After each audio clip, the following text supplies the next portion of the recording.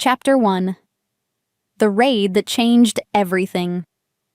The smoke from burning village homes still hung thick in the autumn air when Lyra Ashworth pressed her back against the rough bark of an oak tree, her heart hammering so violently she was certain it would give her away. Through the haze she could see them, warriors unlike any she'd ever witnessed, moving through the ruins of Millbrook with predatory grace that made her skin crawl. They weren't entirely human. She was sure of it now. The way they moved, the way they seemed to know things, like exactly where the villagers were hiding, exactly which houses held the most valuable plunder. Their eyes reflected the firelight in ways that human eyes shouldn't, and when the wind shifted, she could swear she heard them communicating in low rumbles that sounded more animal than man. Lyra clutched the small leather satchel containing her grandmother's jewelry, the only valuable thing she owned, and tried to control her ragged breathing. She'd escaped the initial attack by pure luck, slipping out the back of the baker's shop where she'd been working when the raiders descended like a plague of locusts. Now, 3 hours later, she was trapped in the forest surrounding her destroyed hometown, afraid to move and afraid to stay. A branch snapped nearby. She froze, every muscle in her coiled coiled tight as a bowstring. Heavy footsteps approached, deliberate and unhurried. Whoever it was knew exactly where she was hiding. "Come out." The voice was deep, commanding, with an edge that made her bones ache. "There's nowhere left to run."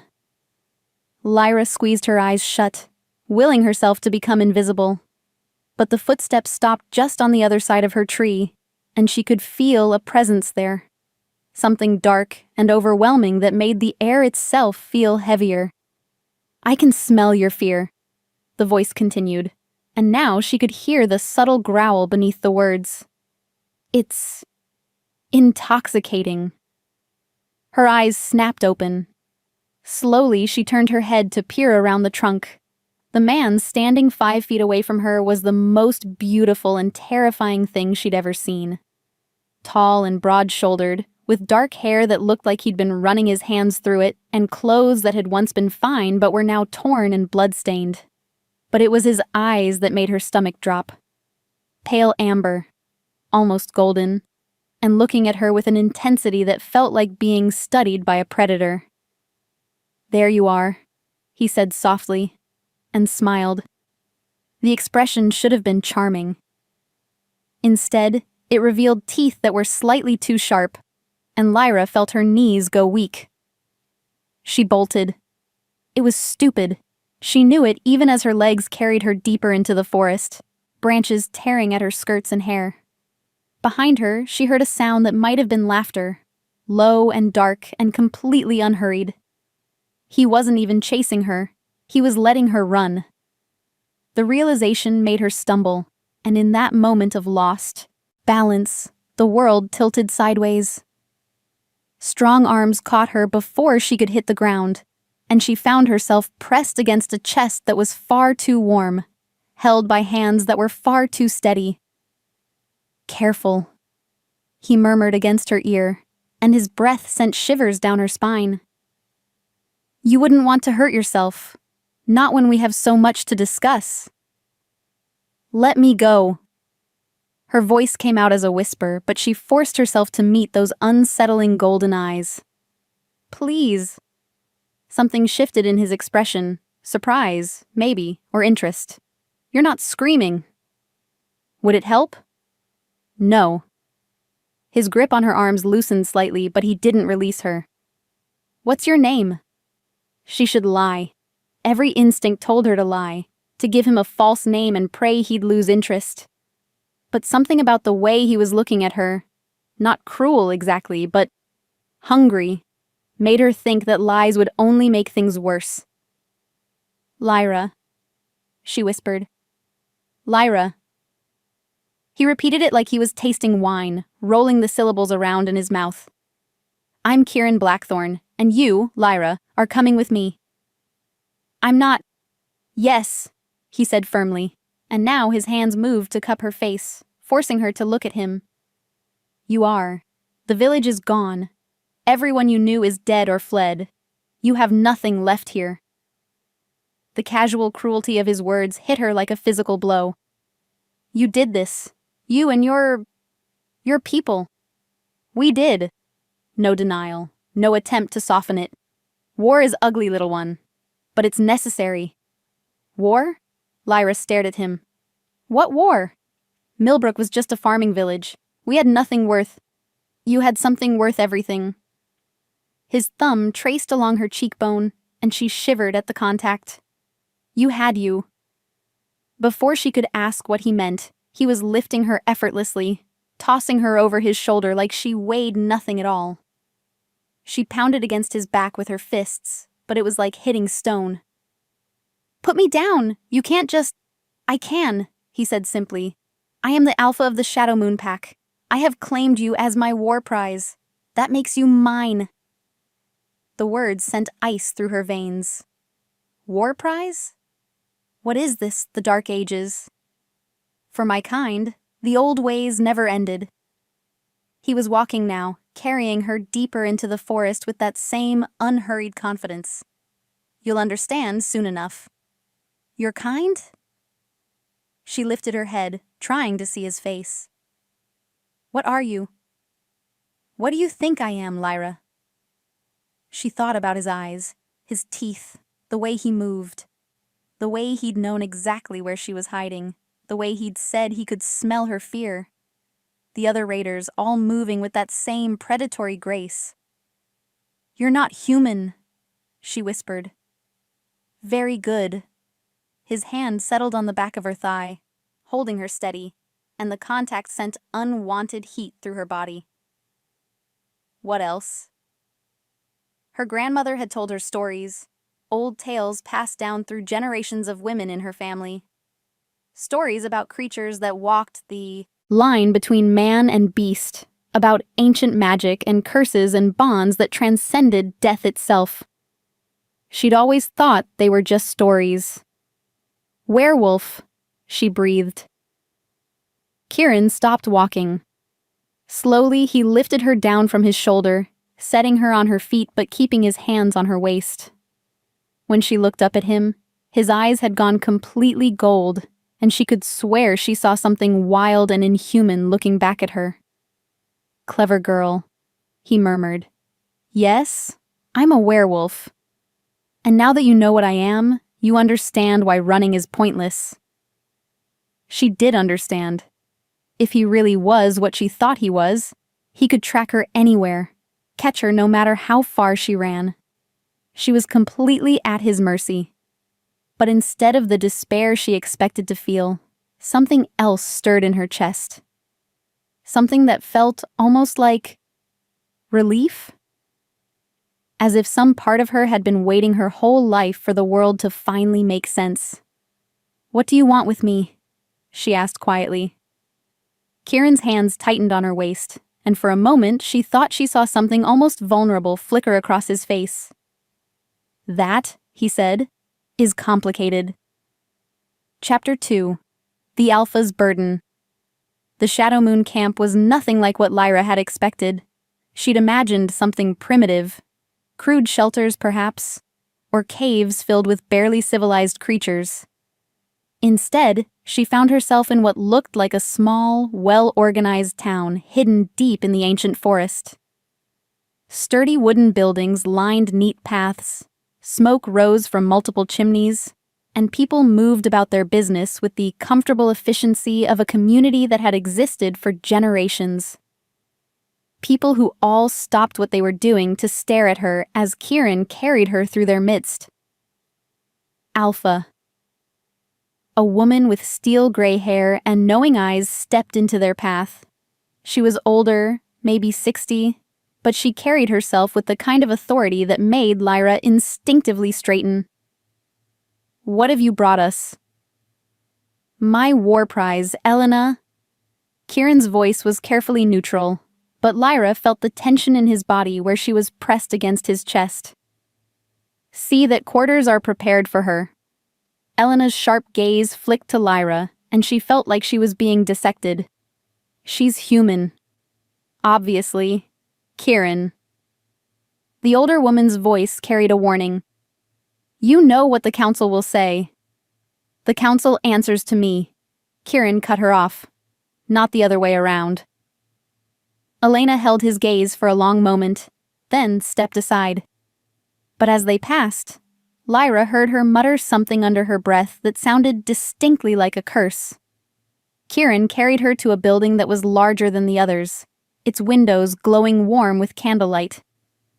When he pushed through the heavy wooden door, Lyra found herself in what was clearly his home, and it was beautiful.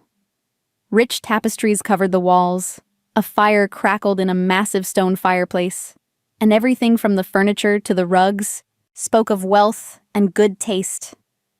This is your house, she said, more statement than question. Our house, he corrected, setting her down in front of the fire. For as long as you're here. And how long will that be? Kieran moved to a cabinet along the far wall, pulling out a bottle of what looked like whiskey. That depends. On what? He poured himself a generous measure and drank it in one swallow, then turned to look at her. In the firelight, his face was all sharp angles and shadows, beautiful and dangerous. On whether you decide to stay. Lyra stared at him. Stay? You kidnapped me. You destroyed my village, killed my neighbors, and dragged me here against my will. And now you're asking if I want to stay? Yes? That's... She struggled for words. That's insane. Kieran poured another drink but didn't consume it immediately. Instead, he held the glass, staring into the amber liquid like it might hold answers.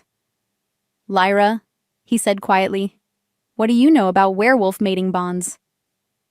The question came out of nowhere, hitting her like a physical blow. What? Mating bonds, soul connections, the idea that each of us has one perfect match, chosen by fate itself. He looked up at her then, and his eyes were completely serious. What do you know about them? She shook her head. They're just stories. Folklore. No. Kieran set down his glass and moved toward her, slowly, like he was approaching a frightened animal. They're real. And they're rare. And they're the most powerful force in our world. Why are you telling me this? He stopped just in front of her, close enough that she could feel the heat radiating from his body. Because the moment I saw you hiding behind that tree, everything changed. My wolf knew, even if my human mind was too stubborn to accept it immediately. Lyra's heart began to race. Knew what? That you're mine. His voice was rough, barely above a whisper. My mate. The other half of my soul. She took a step back, then another, until her legs hit the edge of a leather chair. That's impossible. I'm human. Interspecies bonds are uncommon, but they happen. Kieran followed her retreat, his gaze never leaving her face. The moon goddess doesn't care about species when she's choosing souls to match. I don't believe in your moon goddess. You will.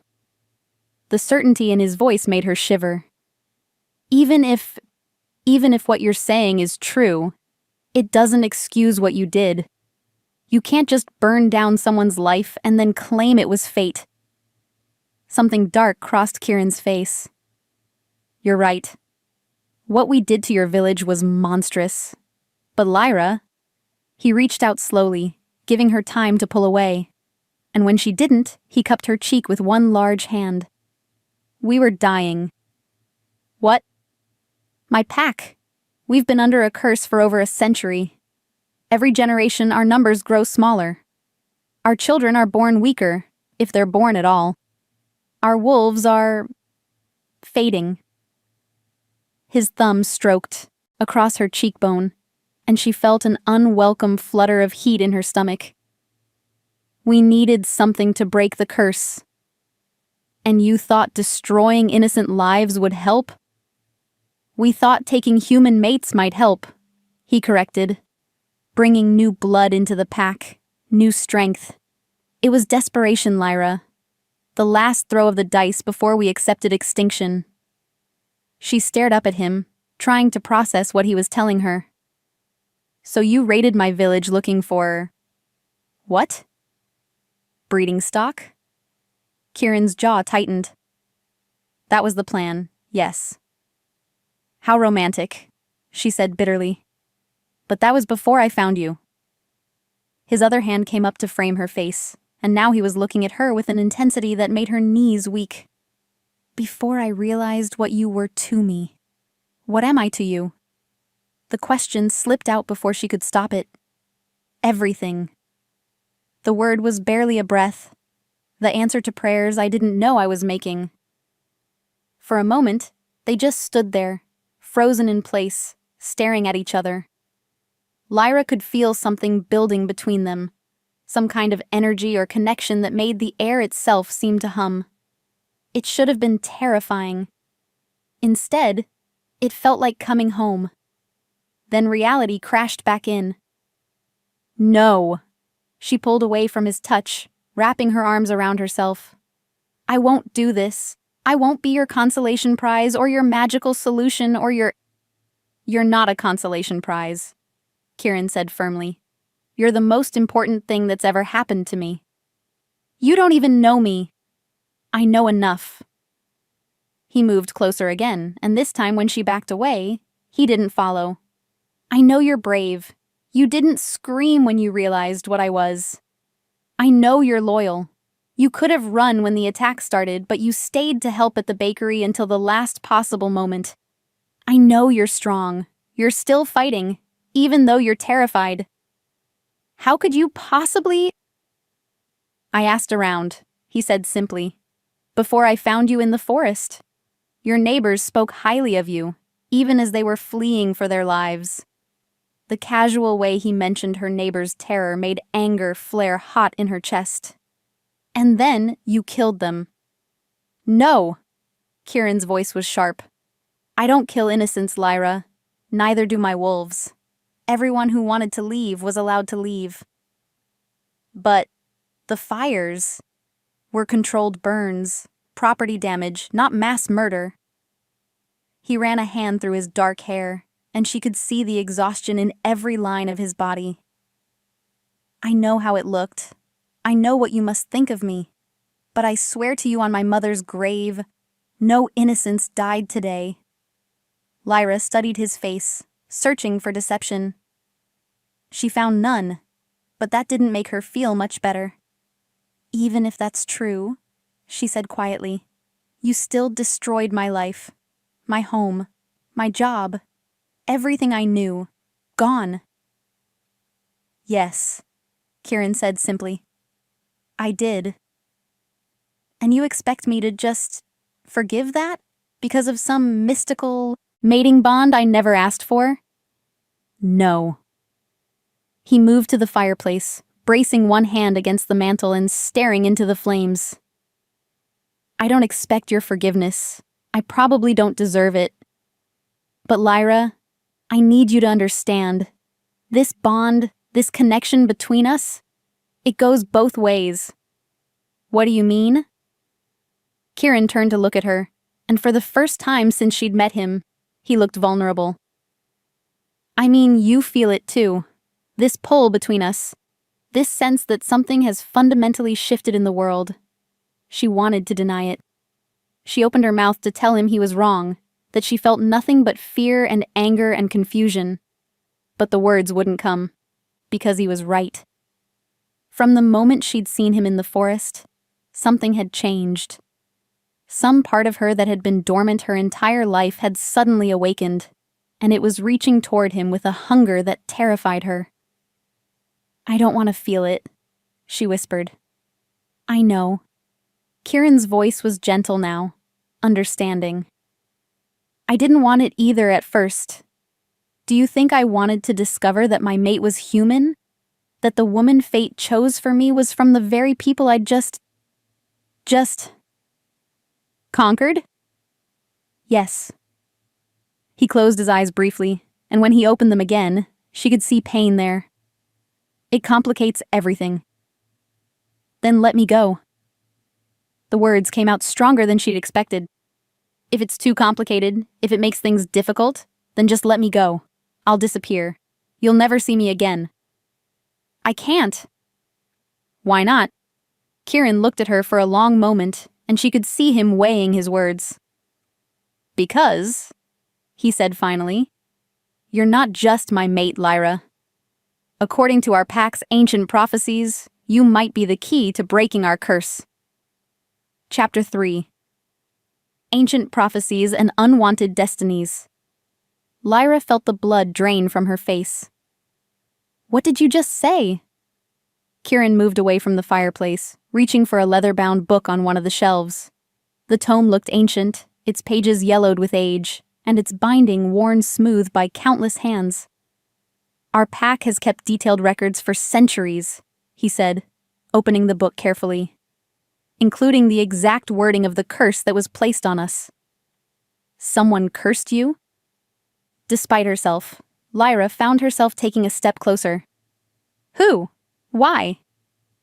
A witch, Kieran replied, his voice tight with old pain. A very powerful witch named Morwen Blackbane.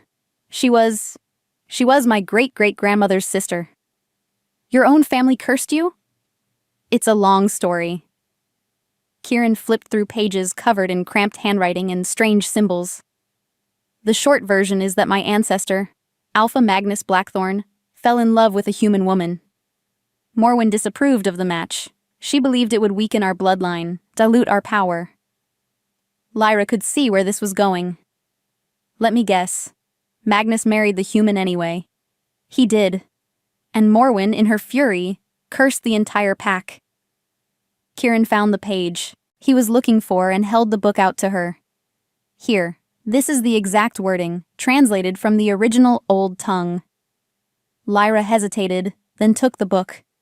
The handwriting was faded but legible, and as she read, her stomach began to twist into knots. As you have chosen the weak over the strong, the mortal over the eternal, so shall your line grow weak and mortal in turn. With each passing generation, your wolves shall fade, your children shall dwindle, your power shall wane. Only when the blood of the innocent flows freely, when the heart of the pure is given freely, when the love of the mortal conquers the beast, only then shall the curse be broken, and your strength restored. She looked up at Kieran, her mouth dry. This is why you raided my village. You thought spilling innocent blood might break the curse? Partly, yes. He took the book back, closing it gently. But Elena, our pack elder, she's been studying this prophecy for decades. She believes we've been interpreting it wrong. How so? Kieran set the book aside and moved to look out one of the windows, his hands clasped behind his back. We always assumed the blood of the innocent flows freely, meant we needed to shed innocent blood. But Elena thinks it might mean something else entirely. Like what? Like an innocent person choosing to join our pack willingly, letting their life flow into ours, becoming part of us. He glanced back at her. The blood of the innocent, flowing freely into our bloodline. Lyra felt her knees go weak. And the heart of the pure being given freely? Love, Kieran said simply. Real, genuine love. Not forced, not coerced. Freely given. And the love of the mortal conquering the beast? A human mate for the alpha. His golden eyes met hers. Someone whose love could tame the wolf inside me. She sank into the leather chair, her head spinning. You think I'm the person from this prophecy?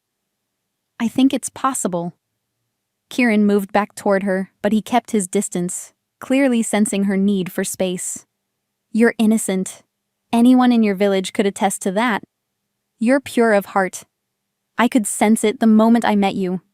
And you're mortal. Human. But I haven't given you anything freely, Lyra protested. You kidnapped me, remember?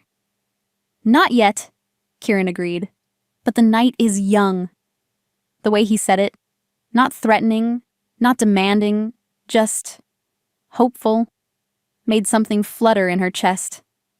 "This is insane," she whispered. "You're asking me to believe in curses and prophecies and magical bonds.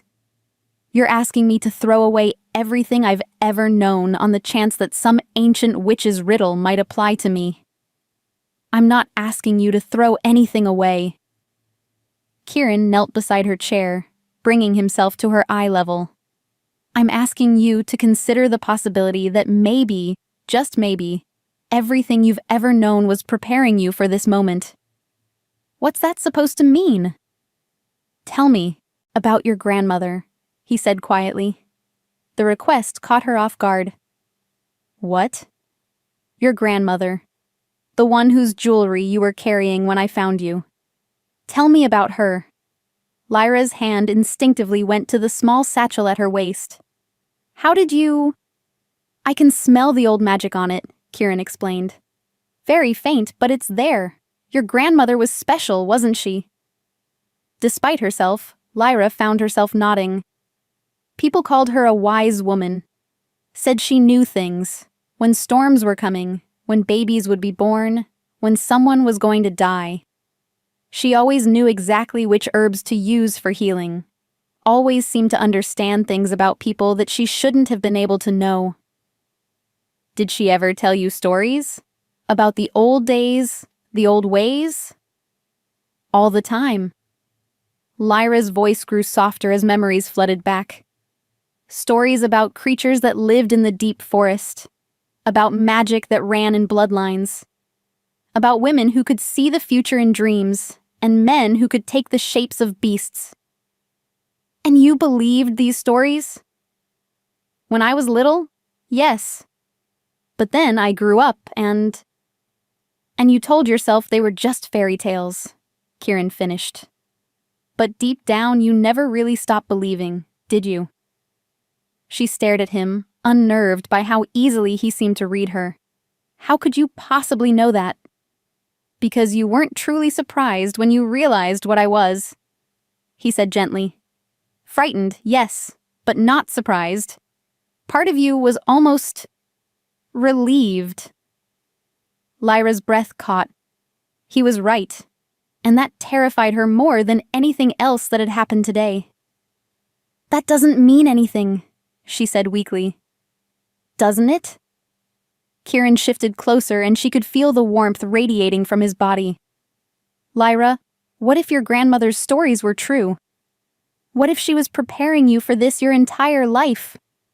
What if the reason you never felt like you truly belonged in your little village was because you were meant for something bigger?" "Stop." She pressed her hands to her temples, trying to think clearly. "Just stop. You're trying to manipulate me." "I'm trying to help you understand that this isn't random," Kieran said firmly. "The fact that I found you specifically, the fact that you're my mate, the fact that you fit every aspect of the prophecy, none of that is coincidence." "Then what is it?" "Destiny." The word hung between them like a challenge. Lyra looked into Kieran's golden eyes and saw absolute conviction there, along with something that might have been hope. "Even if I believed you," she said quietly, "even if I accepted that all of this was somehow meant to be, you still destroyed my life. You took away everything I cared about." "Did I?" Kieran's voice was gentle but probing. "What did you care about, Lyra?" "Really? Be honest with me." The question hit her like a slap. She opened her mouth to answer, then closed it again. What had she cared about? Her job at the bakery? It had been tolerable, but not fulfilling. Her cottage? It had been small and lonely. Her neighbors? She'd been friendly with them, but not truly close to any of them. The truth was, she'd been going through the motions of living without ever really feeling alive. "I cared about safety," she said finally.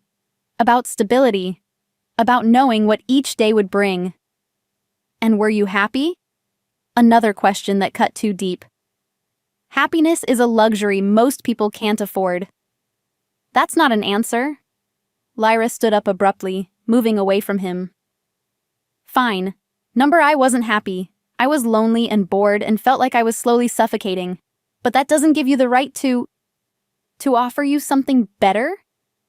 She whirled to face him. You call this better? Being kidnapped and told I'm supposedly the key to breaking some ancient curse? Being expected to fall in love with a man I just met? You're not expected to fall in love with me, Kieran said quietly. The bond doesn't work that way. It creates connection, attraction, understanding. But love has to grow naturally. And if it doesn't? If I can never love you? Something vulnerable flickered across his face. Then the curse remains. My pack continues to fade, and eventually we all die out. That's not fair. The words burst out of her before she could stop them. You can't put that kind of pressure on someone. The fate of an entire people can't rest on one person's feelings. You're right, Kieran agreed. It's not fair, but it's the reality we're dealing with.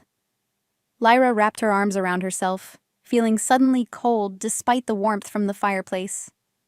What happens if I say no? If I refuse to be part of this? Then I take you to the edge of our territory and let you go, Kieran said without hesitation. You can start over wherever you choose.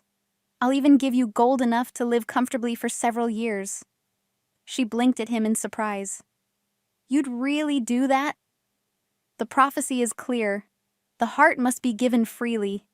If yours never will be, then forcing you to stay serves no purpose. But you'd be condemning your pack to death. Kieran's smile was sad but genuine. Better to die free than live enslaved. That goes for you as much as for us. For several long moments they stood there in silence, the weight of impossible choices hanging between them. Finally, Lyra spoke. I need time, she said quietly. Time to think, to process all of this. Time to decide what I want. Of course. Kieran moved toward the door. I'll have Elena show you to your room. You'll have complete privacy, and guards will be posted to ensure no one disturbs you without your permission. Guards to keep people out, or to keep me in? To keep people out, he said firmly. You're not a prisoner, Lyra. You're an honored guest. She wanted to point out that honored guests usually weren't war prizes, but something in his expression stopped her. Instead, she just nodded. Kieran paused at the door. For what it's worth, he said without looking back. I'm sorry. About your village. About the way this all happened. You deserved better. Yes, Lyra said quietly. I did. After he left, she stood alone in the firelight, her mind racing. Everything he'd told her was impossible. Insane. The stuff of fairy tales and fever dreams. But deep in her heart, in a place she'd kept locked away for years, a small voice was whispering that maybe, just maybe, it was all true. Chapter 4. The wolf inside Lyra's room was more luxurious than any place she'd ever slept.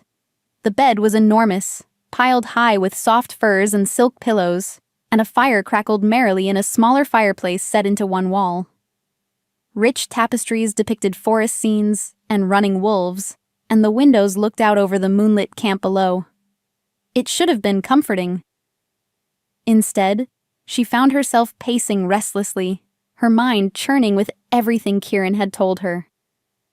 Every few minutes, she would catch herself touching the small satchel of her grandmother's jewelry, as if the familiar weight of it could anchor her to reality. A soft knock interrupted her brooding. Come in, she called, expecting to see Elena or perhaps another pack member.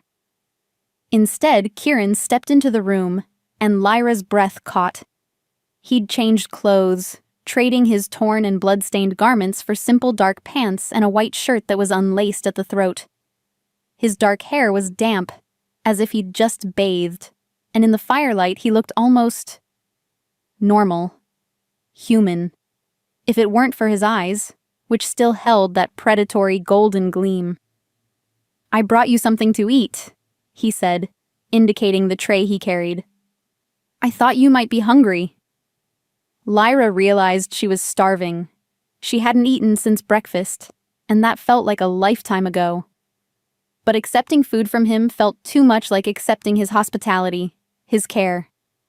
It felt too much like acceptance, period. I'm fine, she said stiffly. Kieran set the tray on a small table near the fire anyway. Bread, cheese, dried fruits, and meat. Nothing that requires trust, just basic sustenance. The smell of warm bread made her stomach growl audibly, and she saw his mouth quirk in what might have been a smile. Eat, Lyra, he said gently. Whatever you decide about everything else, you still need to take care of yourself. She hesitated, then moved to the table. The food looked simple but appetizing, and when she bit into the bread, it was warm and fresh and utterly delicious. Elena made it, Kieran said, settling into a chair across from her. She's been our PAX baker for 40 years. You have a baker. We have everything a normal town would have. Bakers, healers, teachers, craftsmen. We're not savages, Lyra, despite what happened today. She chewed slowly, considering his words. What are you normally like? When you're not raiding villages, I mean. Kieran leaned back in his chair, and for a moment he looked almost boyish. Quiet, mostly. We hunt, we farm, we raise families. We celebrate births and mourn deaths and argue about trivial things like whose turn it is to repair the communal well. It sounds almost ordinary. Being a werewolf doesn't make us less human, he said. It just makes us more than human. Show me. The words slipped out before she could stop them, and Kieran went very still. Show you what? Your wolf. Lyra set down the bread, her heart racing. If you want me to accept all of this, if you want me to believe in mates and curses and prophecies, then show me what you really are. Lyra. Are you afraid I'll scream? Run? She lifted her chin, trying to project more confidence than she felt. You said yourself that running would be pointless. Kieran studied her face for a long moment. It's not that simple. The change, it's intense, powerful. And my wolf, he's very interested in you. What does that mean? It means he wants to claim you, Kieran said bluntly. To mark you as ours, to make sure every other male knows you're taken. He doesn't understand human concepts like consent or courtship. A flush of heat spread through Lyra's body at his words, and she tried to ignore it. But you can control him? Usually. But around you? Kieran shook his head. Around you, it's harder. The mating bond makes everything more intense. I can handle intense. Can you? He leaned forward, his golden eyes fixed on her face. Because once I shift, once you see my wolf, there's no going back. You can't unknow what I am, can't pretend this is all a dream. Lyra thought about her grandmother's stories, about all the nights she'd lain awake as a child, wondering if the creatures in those tales were real. About the strange, restless feeling she'd carried her entire life. The sense that she was waiting for something she couldn't name. I need to see, she said quietly. I need to know for certain what you are. Kieran was quiet for a long moment. Then he stood, moving toward the center of the room. Stay in your chair, he instructed. Don't move, don't speak, and whatever you do, don't try to run. Running triggers the hunting instinct, and I'm not sure I could stop him if that happens. Lyra nodded, her mouth too dry to speak. Kieran began to undress, his movements economical and unselfconscious. Lyra tried to look away, but found herself mesmerized by the play of firelight across his skin, the way his muscles moved beneath the surface. When he was completely naked, she could see that his body bore numerous scars, long, pale lines that looked like they'd been made by claws or teeth. The change hurts at first, he said, his voice already rougher than before.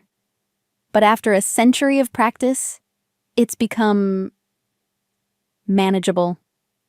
He closed his eyes, and Lyra watched in fascination and horror as his body began to transform. It started with his bones. She could actually hear them cracking and reforming, stretching, and changing shape. His spine elongated, his limbs shifted, and thick, dark fur began to sprout from his skin. His face pushed forward into a muzzle. His ears moved to the top of his head and became pointed, and his teeth grew into gleaming fangs. The entire process took maybe 30 seconds, but it felt like an eternity. When it was over, a massive black wolf stood in the center of the room, easily the size of a small horse. Its eyes were the same golden color as Kieran's, but there was something wilder in them now, something that was definitely not human. Lyra's heart hammered against her ribs as the wolf, Kieran, took a step toward her. She forced herself to remain still, even as every instinct screamed at her to run. The wolf approached slowly, its massive head lowered, and she could hear it, sniffing, testing her scent, learning her. When it was close enough to touch, it stopped and studied her face with those unsettling golden eyes.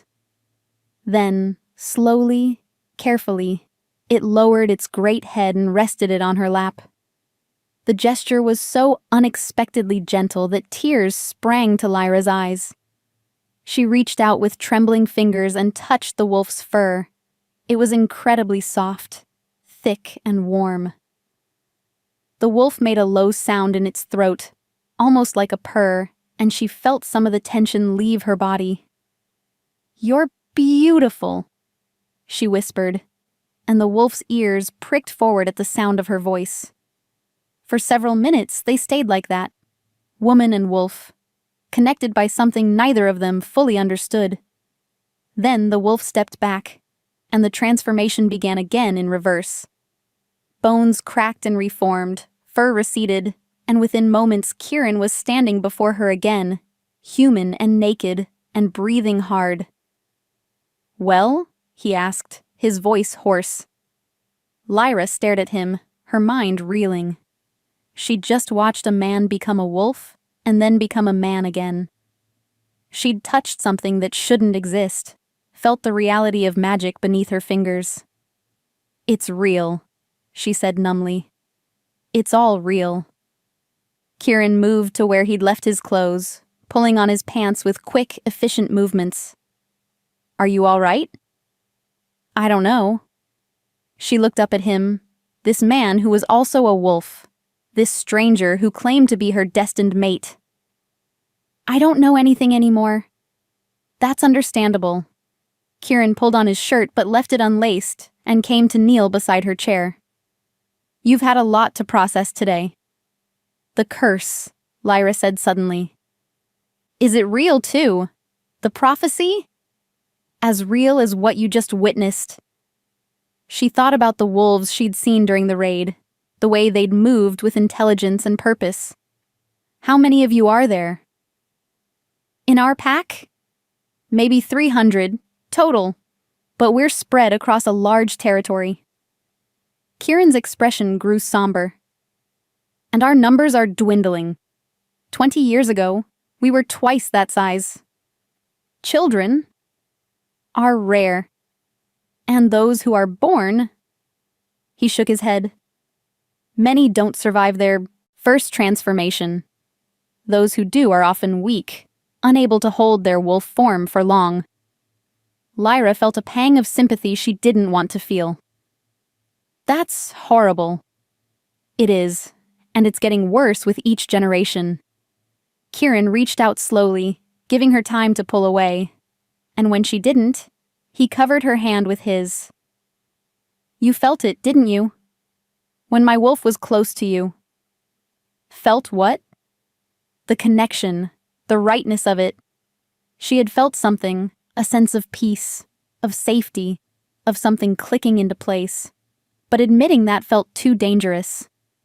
"I felt Something, she said carefully. Kieran's thumb stroked across her knuckles, and the simple touch sent warmth shooting up her arm. The mating bond creates a connection between souls, but it also creates a physical attraction that's almost impossible to ignore. Is that what this is? Lyra looked down at their joined hands, her pulse quickening. Just supernatural lust? It starts that way, Kieran admitted, but it can become much more, if both people are willing. Love. Real love. The kind that transforms both people. Lyra pulled her hand free, standing and moving to the window. Below, she could see pack members moving through the camp, their lives continuing despite the upheaval of the day. What happens if I stay? She asked without turning around. You mean if you decide to accept the bond? Yes. Kieran was quiet for a moment. There would be a formal mating ceremony. You'd become part of the pack, with all the rights and protections that entails. You'd live here, with me, as my mate and equal. And the curse? Would hopefully be broken. Our children would be strong, our pack would begin to heal. Children. The word sent a flutter through her stomach. You're expecting me to have children with you. Only if you want them, Kieran said quickly. The bond doesn't require reproduction, Lyra. It only requires love. She turned to face him. But you'd want them. Children. Something vulnerable crossed his face. I've dreamed of having a family my entire life, but not at the expense of your happiness. There was something in his voice, a longing so deep it made her chest ache. She found herself studying his face, really looking at him for the first time. He was younger than she'd initially thought, maybe 30, and despite his obvious strength, there was something almost lonely about him. What was it like? She asked quietly. Growing up knowing you might be the last alpha of your line.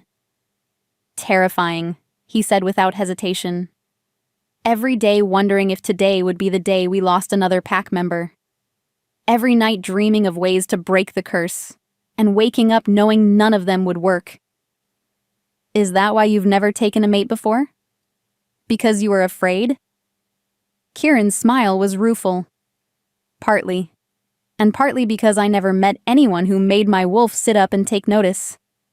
Until today. When you saw me hiding behind a tree. When I smelled your scent on the wind and felt something in my chest crack wide open. He moved toward her slowly, his golden eyes never leaving her face.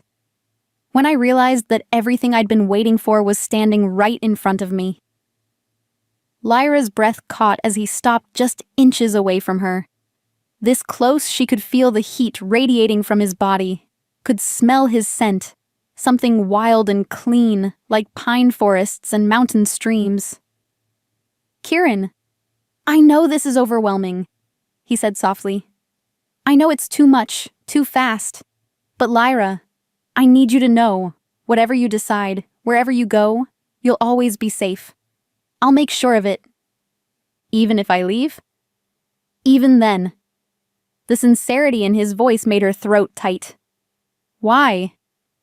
Because that's what you do for the person you love, he said simply. You protect them, even if it costs you everything. Love. There was that word again, hanging between them like a challenge and a promise. I should go to bed, Lyra said, her voice barely above a whisper. I need to think. Of course. Kieran stepped back, giving her space. Good night, Lyra. Good night. He moved toward the door, but paused with his hand on the handle. For what it's worth, he said without turning around, my wolf thinks you're perfect, and he's never been wrong about anything that mattered. After he left, Lyra sank onto the bed, her mind spinning. She'd touched a werewolf. She'd seen magic happen right in front of her eyes. She was supposedly the key to breaking an ancient curse, the destined mate of an alpha who looked at her like she was the answer to every prayer he'd ever made. It was insane. Impossible. The stuff of dreams and fairy tales. So why did some part of her, some deep, primal part she'd never acknowledged before, feel like she was finally exactly where she belonged? Chapter 5. The Pack's Judgment. Lyra woke to sunlight streaming through her windows and the sound of raised voices outside. She dressed quickly in the simple clothes that had been left for her, a soft wool dress in deep green, with a matching cloak, and went to investigate. The commotion was coming from the main square, where what looked like the entire pack had gathered. At the center of the crowd, she could see Kieran standing with Elena and several other people she didn't recognize. Older, all of them, with the same kind of authority Elena carried. The council, she realized. And they were arguing. Complete madness, Kieran, a gray-haired man was saying as Lyra approached the edge of the crowd. A human? You bring a human into our territory and expect us to simply accept? I expect you to remember who leads this pack, Marcus. Kieran cut him off, his voice carrying the kind of quiet authority that made everyone fall silent. And I expect you to show respect to my mate. Your mate? A woman with silver-streaked hair laughed bitterly. You've known her for less than a day. This isn't about mating, it's about desperation. Is it, Vera? Elena stepped forward, her sharp gaze sweeping over the assembled council members. Or is it about the prophecy that we've been studying for decades? The prophecy is open to interpretation. The prophecy is quite clear, Elena interrupted firmly, and every aspect of it applies to this young woman. Lyra felt dozens of eyes turned toward her, and she fought the urge to flee back to the safety of her room. Instead, she lifted her chin and stepped forward. Perhaps, she said clearly, you should ask me what I think before you decide my fate. The crowd parted as she walked toward the center of the square, and she could feel their stares like physical weights, some curious, some hostile, some merely calculating. When she reached Kieran's side, he looked down at her with something that might have been relief. Council, he said formally, I present Lyra Ashworth, my mate, and possibly the key to our salvation. Marcus, the gray-haired man, stepped forward with a scowl. Young woman, do you have any idea what you've walked into? I'm beginning to, Lyra replied calmly. Your alpha kidnapped me from my burning village, told me I'm his destined mate, and informed me that I'm supposedly the fulfillment of an ancient prophecy. Does that about cover it? A few pack members chuckled, and Marcus's scowl deepened. This is not a matter for jest. No, Lyra agreed. It's not, which is why I think you should know that I haven't agreed to any of this. Silence fell over the crowd like a blanket. Kieran went very still beside her. I beg your pardon? Vera asked. I said I haven't agreed to anything, Lyra repeated, raising her voice so everyone could hear. Your alpha may have claimed me as his mate, but I haven't accepted that claim. The prophecy may say my heart must be given freely. Well, it hasn't been given at all yet. Then what are you doing here? Marcus demanded, trying to decide whether any of you deserve my help. The words rang out across the square, and Lyra could feel the shift in the crowd's mood. Anger, mostly, with undertones of fear. She'd just told an entire pack of werewolves that she might refuse to save them. You would condemn us to death? Vera's voice was cold. Innocent children, elders, families. You would let us all fade into extinction because of your hurt feelings? I would make a choice based on whether I believe you're worthy of salvation, Lyra shot back.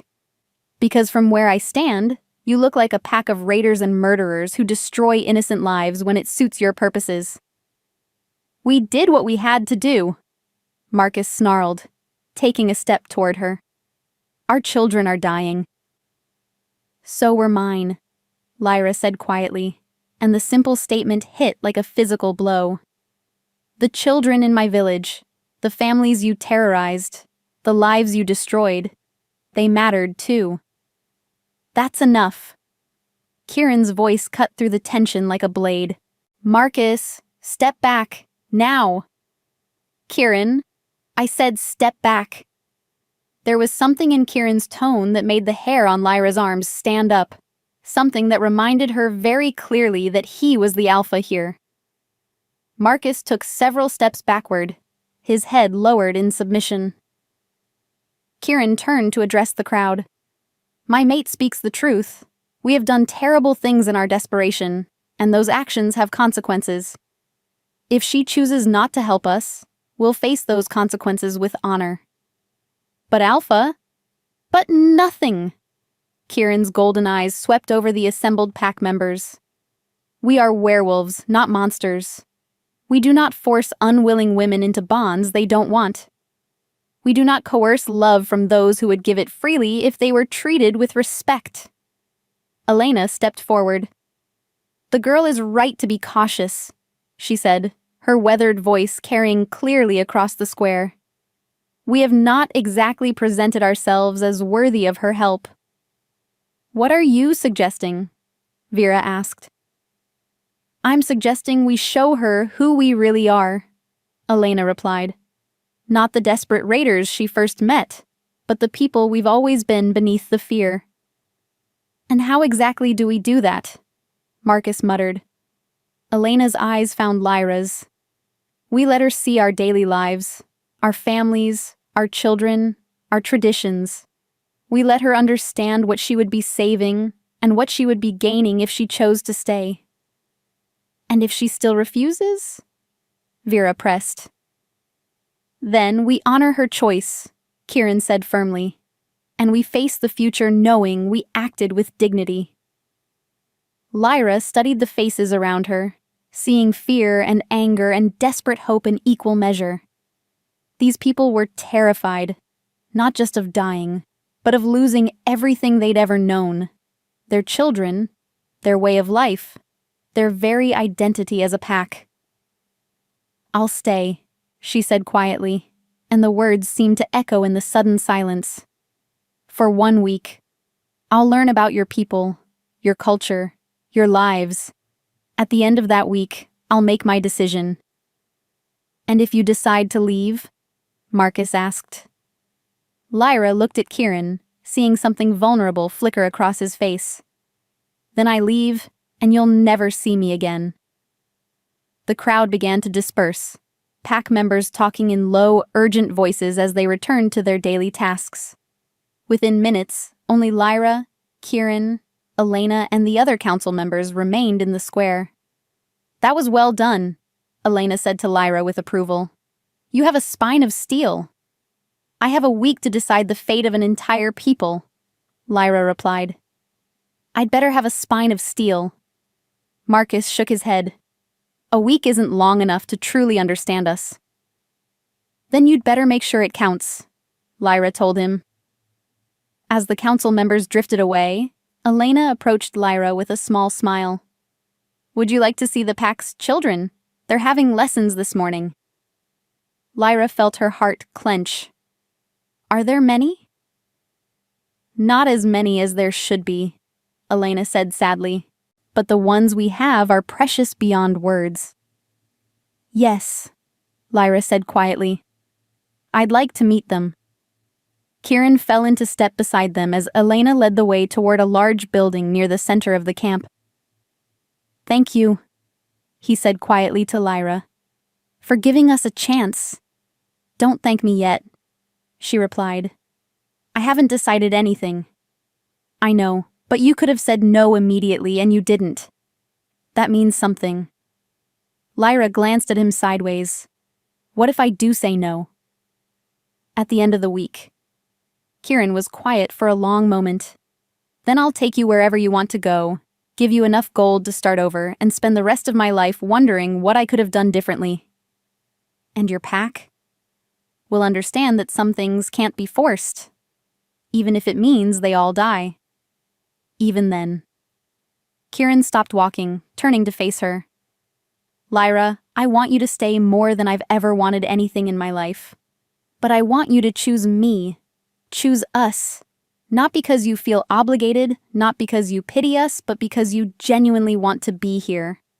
His words sent warmth spreading through her chest, even as they terrified her. What if I'm not strong enough? What if the prophecy is wrong and I can't break your curse?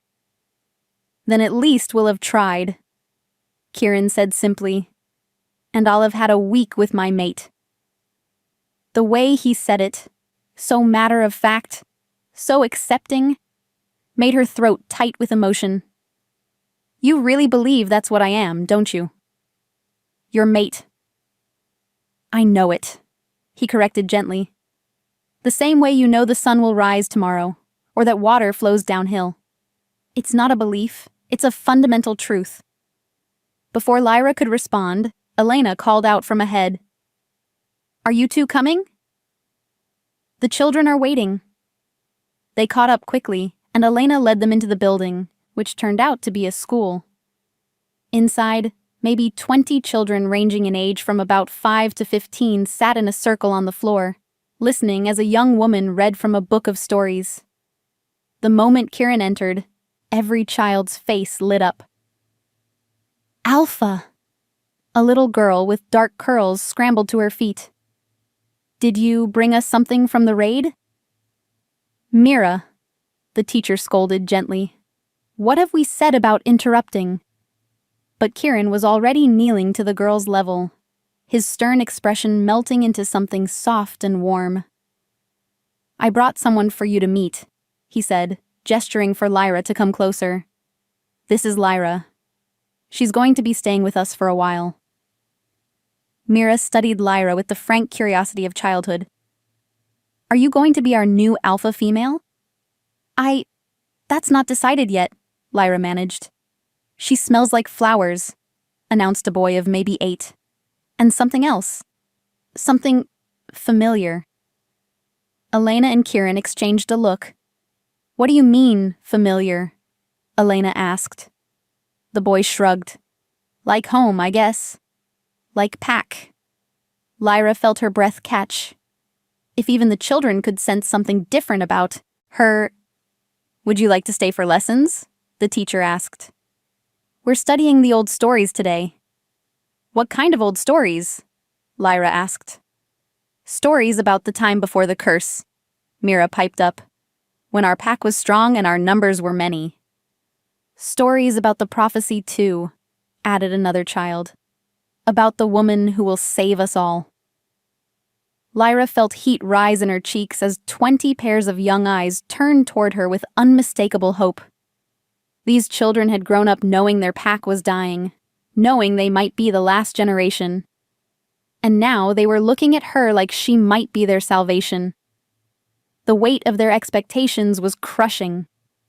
I'd like to hear those stories, she said softly, settling onto the floor beside them.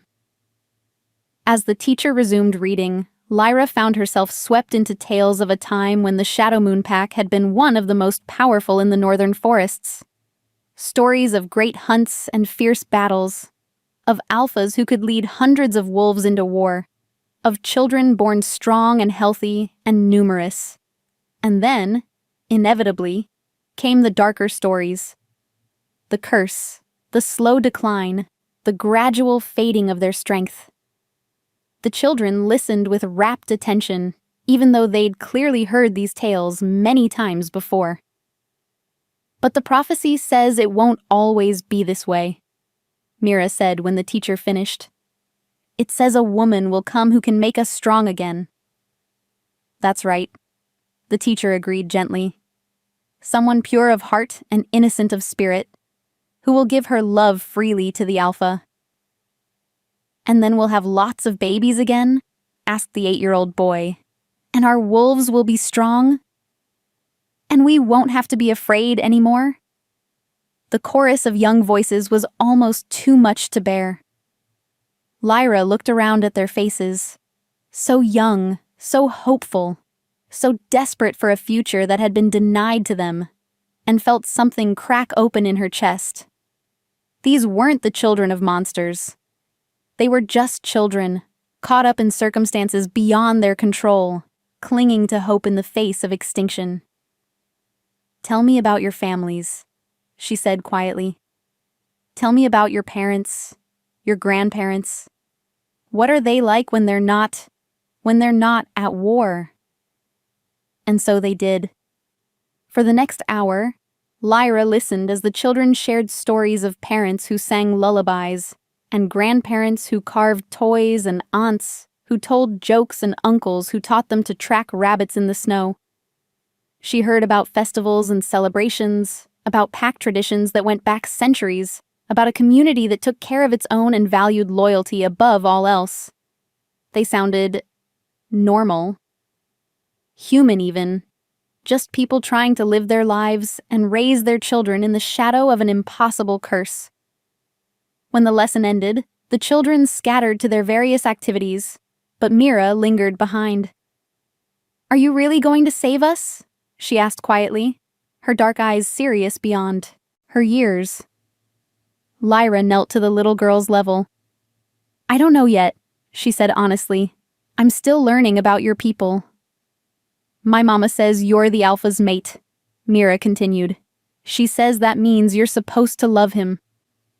"Love can't be forced," Lyra told her gently. "It has to grow naturally." "But do you think you could love him?" Mira pressed. "He's really nice, you know. He always has time for us kids, and he never gets angry even when we're being loud. And he's sad a lot, but he tries to hide it so we won't be scared." Lyra's throat tightened. "He's sad? Mama says it's because he knows he might be the last alpha," Mira explained matter-of-factly. "She says that's a heavy burden for anyone to carry." Before Lyra could respond, Kieran appeared in the doorway. "Mira, your mother is looking for you." "Coming, Alpha." Mira gave Lyra a quick hug and scampered off. Kieran moved to stand beside Lyra, both of them watching through the window as the little girl ran across the square to where a woman with the same dark curls was waiting. "She likes you," Kieran observed. "She's hoping I'll save her people," Lyra corrected. "That's not the same thing, isn't it?" Kieran glanced down at her. Sometimes hope is the most precious gift you can give someone. Lyra thought about the faces of the children, their desperate need for a future worth living. What happens to them if the curse isn't broken? If your pack continues to fade? "Eventually, there won't be enough of us left to maintain a territory," Kieran said quietly. "The children will have to integrate with human society, try to hide what they are. Those who can't won't survive." "And you? What happens to you?" Kieran's smile was sad. "I'll be the last alpha of the Shadow Moon Pack. When I die, our bloodline ends forever." The simple statement hit her like a physical blow. "That's a terrible fate." "Yes," Kieran agreed, "but it's the fate I was born to. Unless I choose to change it. Unless you choose to change it." They stood in silence for a long moment, watching the normal life of the pack continue around them. Children playing, adults working, the rhythms of a community that had existed for centuries but might not exist for much longer. "Show me more," Lyra said finally. "I want to see everything, the good and the bad, the beautiful and the ugly. If I'm going to make this choice, I want to make it with full knowledge of what I'm choosing." Kieran's golden eyes warmed. "Where would you like to start?" Lyra thought about Mira's words, about an alpha who carried the weight of his people's fate and tried to hide his sadness so the children wouldn't be afraid. "Show me what you do," she said quietly. "Show me what it means to be the alpha of a dying pack." Chapter 6. The Weight of Leadership. The alpha's duties, Lyra quickly learned, began before dawn and ended well after dark. She woke to find Kieran already gone, though she could smell the lingering scent of pine and winter air that seemed to cling to him.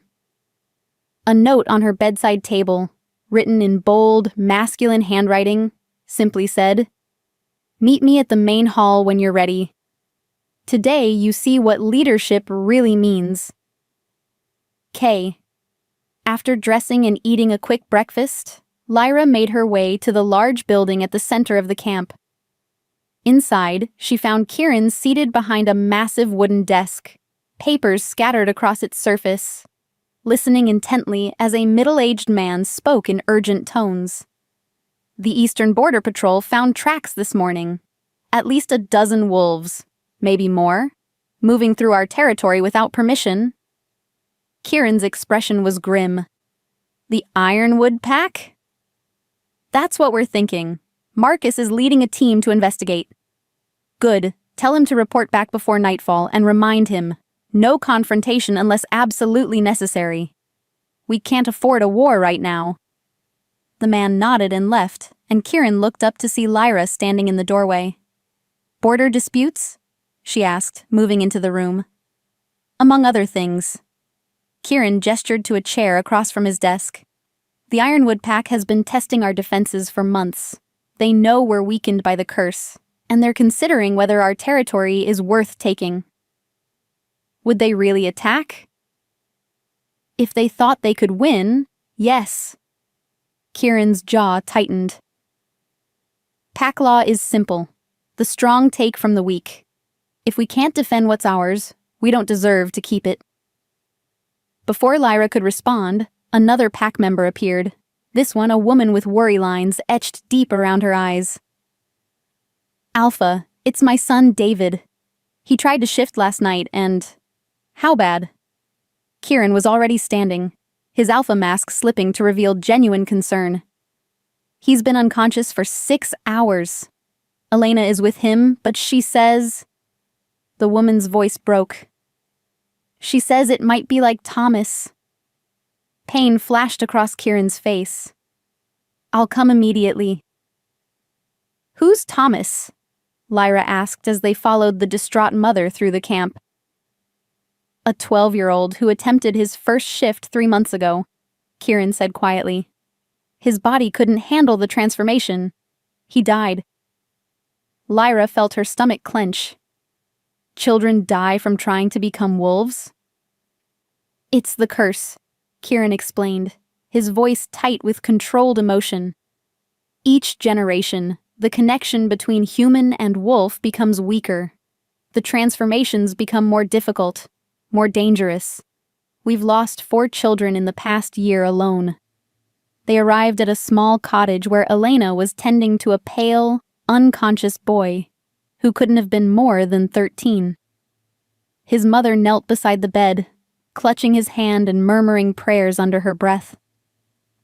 "How is he?" Kieran asked softly.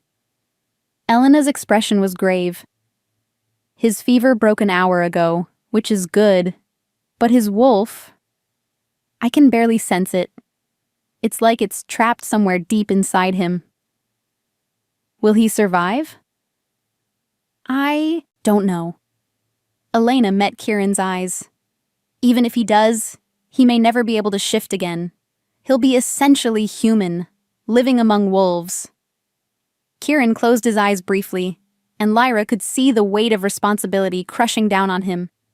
This wasn't just a sick child, this was another sign that his pack was dying, another failure of leadership in his mind. "What can we do?" the boy's mother asked desperately. "Wait," Elena said gently. "Pray. Hope that his body finds the strength to heal itself." "I'll post guards," Kieran said. "If David needs anything at all, send word immediately."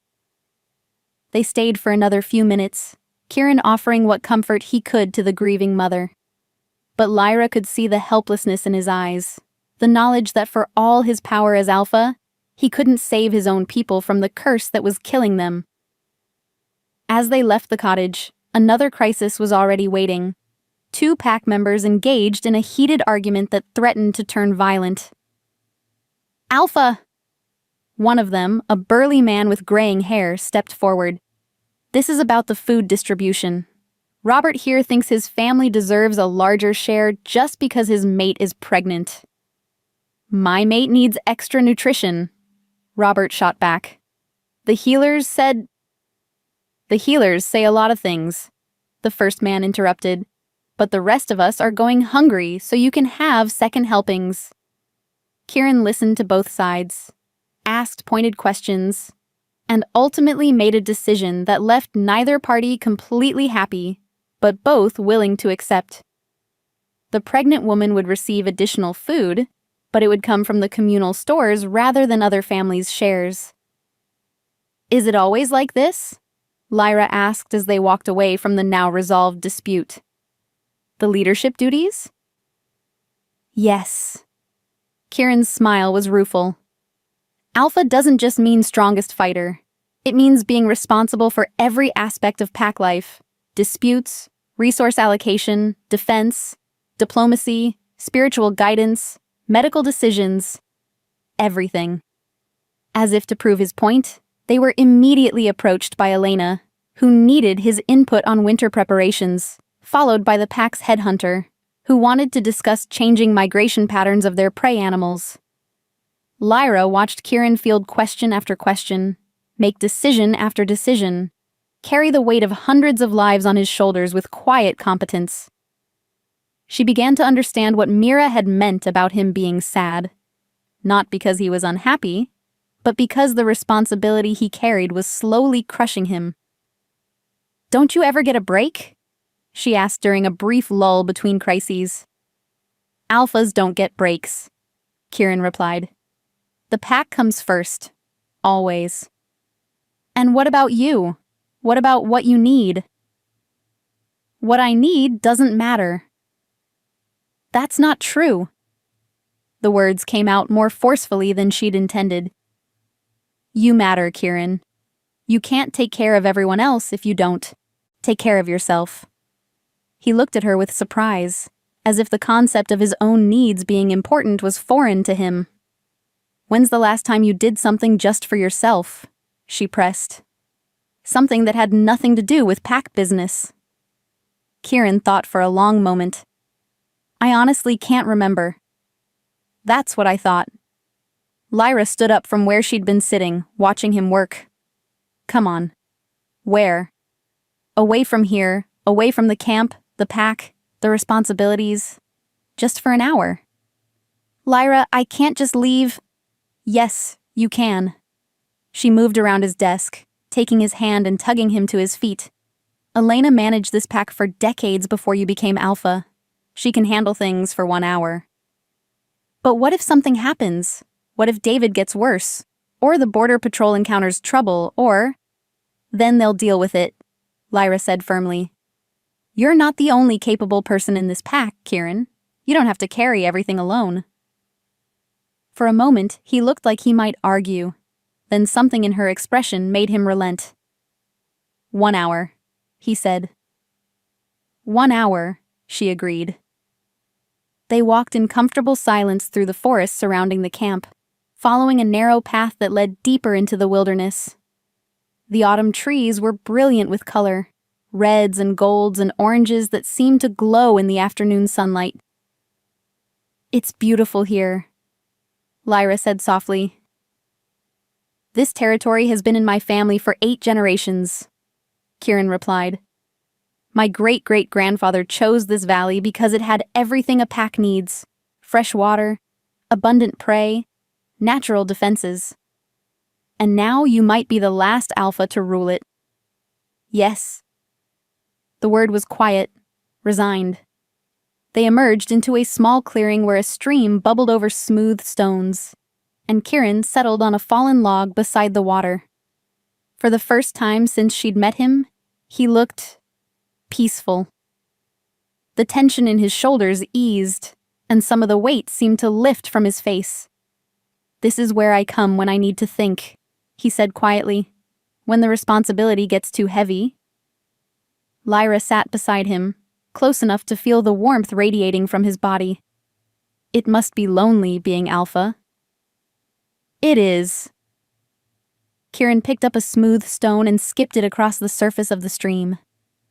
Everyone looks to you for answers, but sometimes you don't have them. Everyone expects you to be strong, but sometimes you're just as scared and uncertain as they are.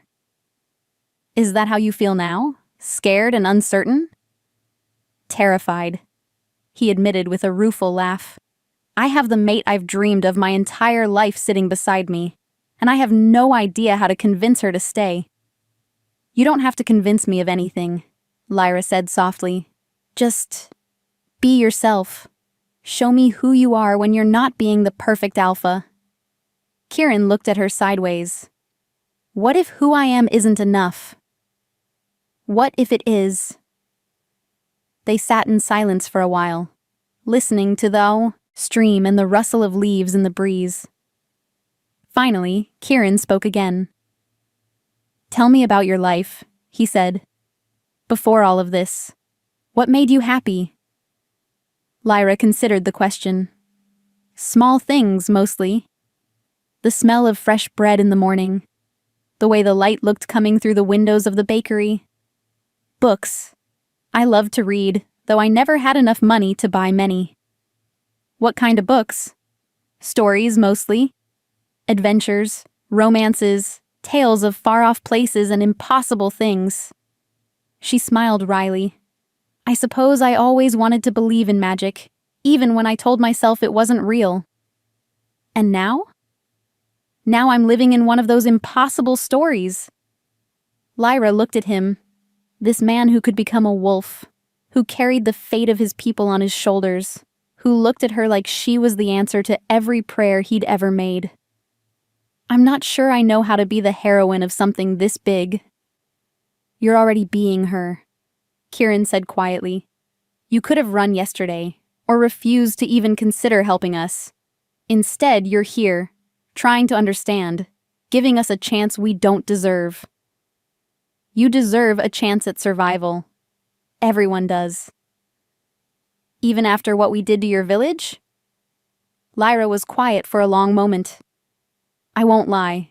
What you did was wrong. Innocent people were hurt. Lives were destroyed. But... She paused, searching for the right words. I'm beginning to understand that desperate people do desperate things. That doesn't excuse it, but it explains it. Kieran's hand found hers where it rested on the log between them, his fingers intertwining with hers. I would take it back if I could, he said quietly. All of it. I would find another way, a better way. But you can't. I can't. His thumb stroked across her knuckles. All I can do is try to be worthy of the second chance you're giving me. Lyra looked down at their joined hands, marveling at how right it felt. His hand was large and warm, calloused from years of hard work and fighting, but his touch was gentle. Kieran, she said softly. Yes. What happens if I stay? Not just the ceremony and the curse breaking, but after. What would our life be like? Whatever you want it to be, he said immediately. You could learn our traditions or keep your own. You could take on duties within the pack or simply be my mate. You could have children or not, travel or stay here, anything that would make you happy. And you? What do you want? Kieran was quiet for so long she thought he might not answer. When he finally spoke, his voice was barely above a whisper. I want to wake up beside you every morning for the rest of my life.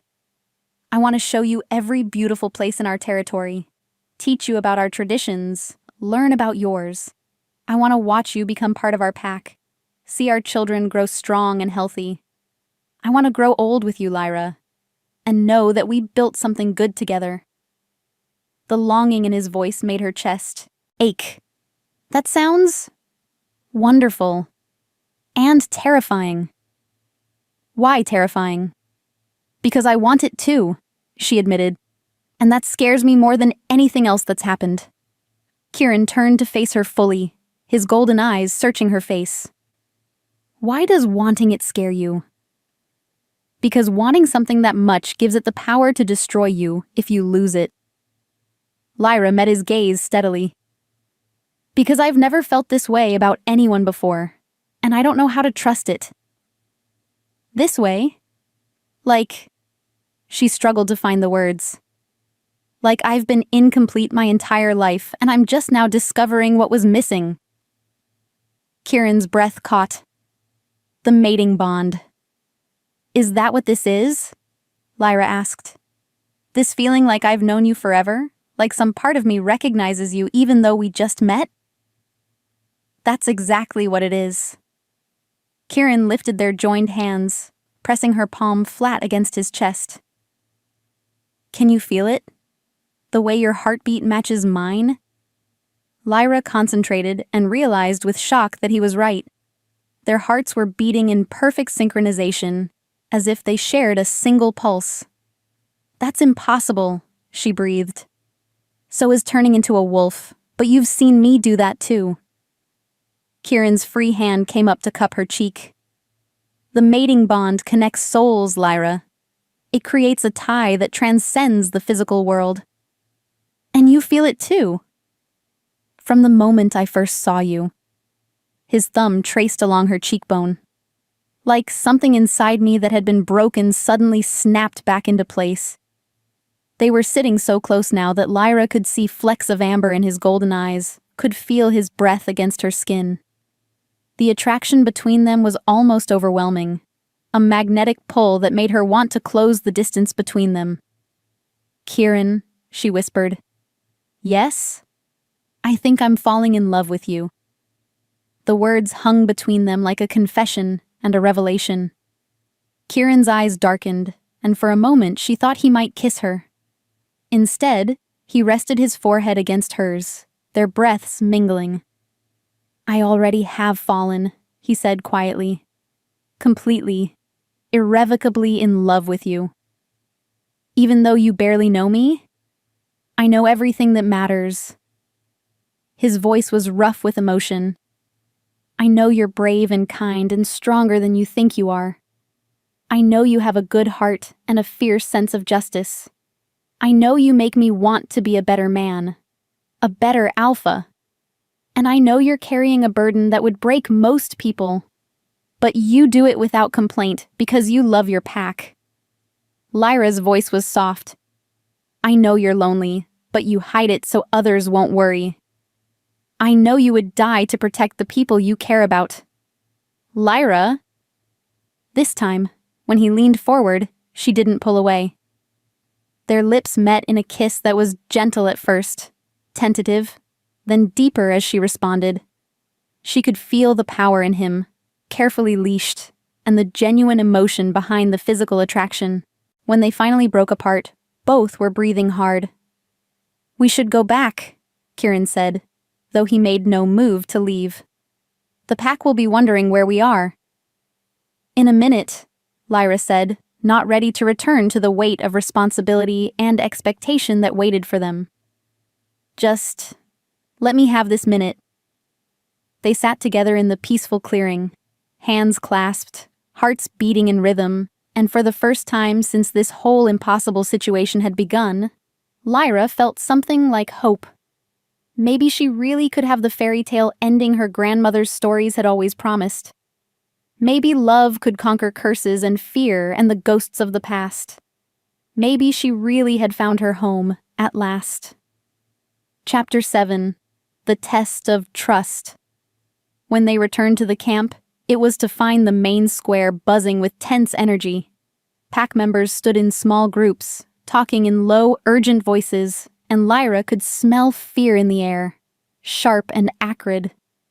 Elena hurried toward them the moment she spotted Kieran. Thank the moon you're back, she said. We have a situation. What kind of situation? Kieran's easy contentment from their time by the stream vanished, replaced by the alert focus of an alpha. The border patrol encountered the Ironwood wolves, Elena reported. There was a confrontation. Kieran's jaw tightened. Casualties? 2 of ours wounded, but they'll live. The Ironwood Alpha wants to parley. Here? Tomorrow at sunset. He's coming with a full escort. Elena's expression was grim. Kieran, this isn't a social call. Gareth Ironwood has been looking for an excuse to challenge our territory claim for months. What's he likely to want? Lyra asked, then flushed when several pack members looked at her with surprise. She wasn't part of these discussions, wasn't part of the pack at all yet. But Kieran drew her closer to his side. She has a right to know, he said firmly. This affects all of us. Elena nodded slowly. Gareth will likely demand tribute, food, resources, maybe even people. He knows we're weakened by the curse, and he's testing to see just how weak we've become. And if we refuse, then he'll challenge Kieran to single combat for leadership of both packs. Elena's voice was flat. Winner takes all. Lyra felt ice form in her stomach. Single combat? To the death? Usually, yes. Kieran's hand found hers, squeezing gently. It's the old way. Might makes right. But you'd win, right? Lyra looked at him desperately. You're stronger than this Gareth person? Kieran and Elena exchanged a look. Under normal circumstances, yes, Kieran said carefully. But the curse affects me too, Lyra. My wolf isn't as strong as it once was. How much weaker? Weak enough that the outcome wouldn't be certain, Elena said bluntly. Lyra stared at them both, the implications sinking in. If Kieran lost this fight, he would die. The pack would be absorbed into the Ironwood territory, and any chance of breaking the curse would die with him. There has to be another way, she said. There is, Elena said quietly. If you were to accept the mating bond before the parley, if the curse were broken, then my wolf would be at full strength again, Kieran finished. Strong enough to defeat any challenger. All eyes turned to Lyra, and she felt the weight of their expectations like a physical pressure. Here it was, the real test. Not a week of getting to know the pack, not a gradual decision made in comfort and safety. A choice that had to be made now, tonight, with lives hanging in the balance. You're asking me to choose based on fear, she said quietly. To make a decision about the rest of my life because of what might happen tomorrow. We're asking you to save our alpha, Marcus said, his voice tight with desperation. To save all of us. By bonding with a man I've known for 2 days. A man you're already half in love with, Elena pointed out gently. Lyra couldn't deny it. What she'd felt by the stream, the connection growing between her and Kieran, the way her heart recognized his, it was all real. But was it enough to base a lifetime commitment on? I need to think, she said.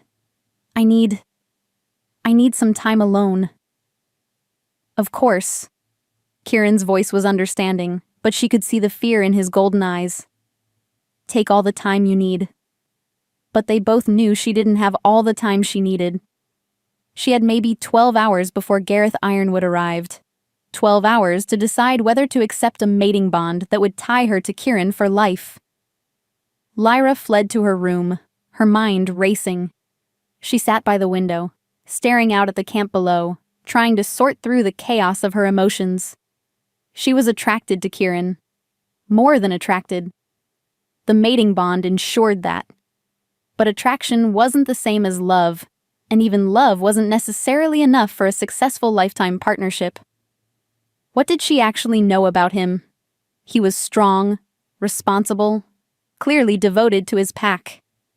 He was kind to children and respectful of her boundaries. He carried his burdens without complaint and put others' needs before his own. But he was also a warrior, a predator, someone who had ordered the raid on her village. Could she really spend her life with someone who had destroyed her old life? A soft knock interrupted her brooding. Come in, she called, expecting to see Elena, or perhaps one of the other pack women. Instead, it was Mira, the little girl from the school.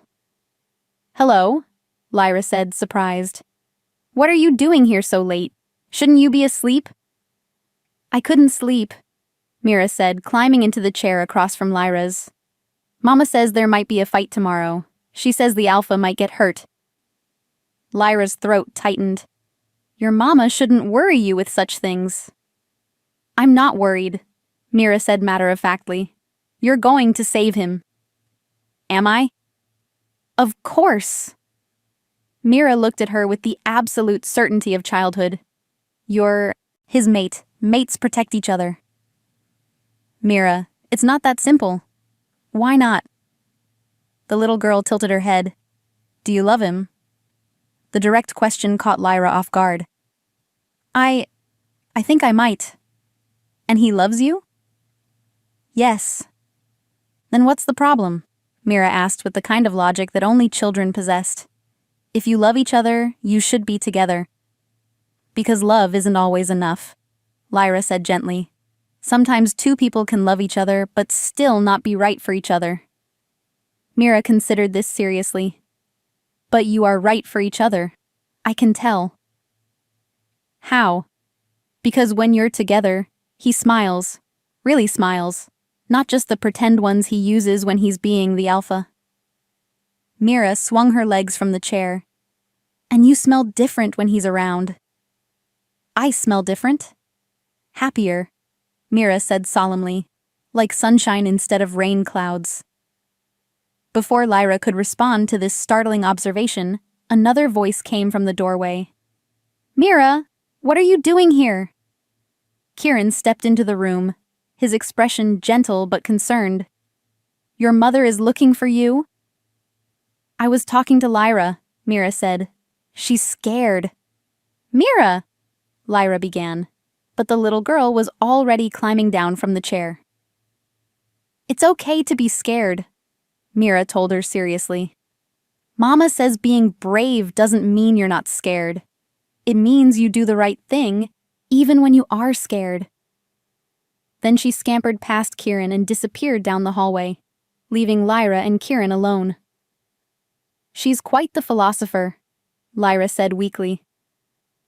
Children often see things more clearly than adults, Kieran replied, moving to sit in the chair Mira had vacated. Are you scared? Terrified, Lyra admitted. Of tomorrow? Of Gareth?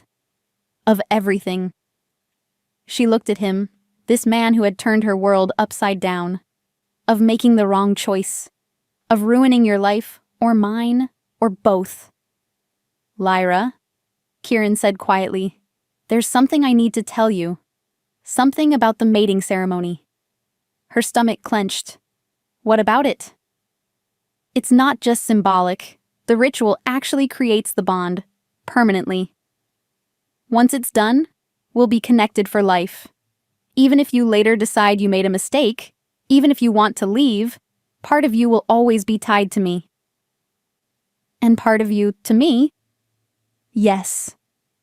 His golden eyes were serious. I need you to understand that before you make your choice. This isn't something that can be undone. Lyra felt her breath catch. You're telling me this even though it might make me say no? Even though you need me to accept the bond to survive tomorrow's challenge? Because I need you to accept it for the right reasons, Kieran said firmly. Not out of fear or pressure or misplaced guilt, but because you genuinely want to be with me. The absolute honesty in his voice, the fact that he was willing to risk everything to ensure she made an informed choice, spoke to her more powerfully than any declaration of love could have. What would the ceremony involve? She asked quietly. It's fairly simple. We would exchange vows before the pack, drink from the ceremonial cup, and then... He paused, color rising in his cheeks. And then? And then we would complete the bond privately. The physical union is what actually creates the magical connection. Lyra felt heat spread through her body. You mean we would have to... that night? Yes. Kieran's voice was rough. But Lyra, I want you to know, even if you accept the bond, even if we go through with the ceremony, I won't pressure you for anything you're not ready to give. We could wait, take our time. But the curse wouldn't be broken until the bond is complete? Kieran closed his eyes briefly. Number it wouldn't. So not only would she have to commit to a lifetime with a man she'd known for 2 days, she would have to consummate that commitment immediately if she wanted to save his life. "This is insane," she whispered. "Yes," Kieran agreed. "It is." They sat in silence for several minutes, both lost in their own thoughts. Finally, Lyra spoke. "If I say yes," she said quietly, "if I accept the bond, I want something in return. Anything. I want your word that no matter what happens with other packs, no matter what threats you face, you'll never again raid innocent settlements. No more burning villages, no more terrorizing families. Done. And I want a voice in pack decisions, not just as your mate, but as a member of the Leadership Council. My perspective matters, especially when it comes to dealing with the human world." Also done. Kieran leaned forward. "Anything else?"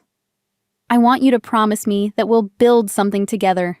Not just break the curse, not just save the pack, but create something new and better. A pack that's strong, but not cruel. Powerful, but not destructive." "Yes." Kieran's voice was fervent. "Yes, I promise you all of that." Lyra looked into his golden eyes, seeing not just the alpha, but the man beneath. Lonely, burdened, but fundamentally good. A man who would keep his word no matter what it cost him. "Then I'll do it," she said quietly. "I'll accept the mating bond." Kieran went very still. "Are you certain?" "No," Lyra admitted. "But Mira was right. Being brave doesn't mean you're not scared. It means you do the right thing anyway." "And you think this is the right thing?" "I think," Lyra said, reaching out to take his hand, "that some things are worth taking a leap of faith for." Kieran brought her hand to his lips, pressing a gentle kiss to her palm. "Thank you," he said quietly, "for giving us this chance." "Don't thank me yet," Lyra said with a shaky laugh. "Ask me again tomorrow night, after we see if I can actually go through with it." But even as she said the words, she felt a strange sense of rightness settling over her. Maybe this was crazy. Maybe she was making the biggest mistake of her life. Or maybe she was finally embracing the destiny her grandmother's stories had always promised her. Chapter 8. The Mating Ceremony. The day of the ceremony dawned gray and overcast, with heavy clouds that promised rain before evening. Lyra woke early, her stomach churning with nerves and anticipation. By tonight, she would either be mated to the alpha of the Shadow Moon Pack, or Kieran would be dead and she would be at the mercy of his enemies. There was no middle ground. Elena arrived before breakfast with an armful of fabric, silk and lace in deep forest green, the traditional color for mating ceremonies. The dress belonged to Kieran's mother. Elena explained as she helped Lyra into the garment. She would be honored to know it's being worn again. The gown was beautiful, fitted through the bodice and flowing into a full skirt that rustled when she walked. The neckline was modest but elegant, and the color brought out the gold flecks in her brown eyes. "You look perfect," Elena said softly, "like you were born to be an alpha's mate." "I don't feel like it," Lyra admitted. "I feel like I'm about to jump off a cliff without knowing if there's water at the bottom." "There is," Elena assured her. "I've seen the way Kieran looks at you, child. That man would move mountains to make you happy." A commotion outside interrupted them, shouts and the sound of horses. Lyra moved to the window and saw a group of riders approaching the camp. At their head rode a man who could only be Gareth Ironwood. He was tall and broad-shouldered like Kieran, but where Kieran had a controlled strength about him, Gareth radiated barely leashed violence. His hair was iron gray, his face scarred, and even from a distance Lyra could see the cruel twist of his mouth. "The Ironwood Alpha," Elena said grimly, joining her at the window. "He's early." "Is that bad?" "It means he's eager for a fight." Elena's expression was worried. "Kieran is meeting with the council now. preparing for the parley. The ceremony will have to wait until after. After we know if there's going to be a groom, Lyra finished. They watched as Gareth and his wolves were escorted to the main hall. Even from her window, Lyra could see the tension in every line of Kieran's body as he stepped forward to greet his rival. "I should be there," she said suddenly. "At the parley." "Lyra, that's not—" "If he's here because your pack is supposedly weak, then he should see that you have allies," Lyra interrupted. "That you have a mate who's willing to stand beside you." Elena studied her face for a long moment, then smiled. "You're going to make an excellent alpha female," she said. "Come on." They made their way to the main hall, where pack members had gathered to witness the parley. Gareth stood in the center of the room with half a dozen of his wolves, all of them radiating menace. When Lyra entered, his pale eyes fixed on her immediately. "So," he said, his voice carrying easily through the hall, "this is the human who's supposed to save you all." "This is my mate," Kieran corrected, his voice steady but cold. "Show her the respect she deserves." Gareth laughed, a harsh sound that made Lyra's skin crawl. "Respect? For a human? You really have fallen far, Blackthorn." "State your business, Gareth," Kieran said. "What do you want?" "What I've always wanted, your territory, your pack, your submission." Gareth's smile was predatory.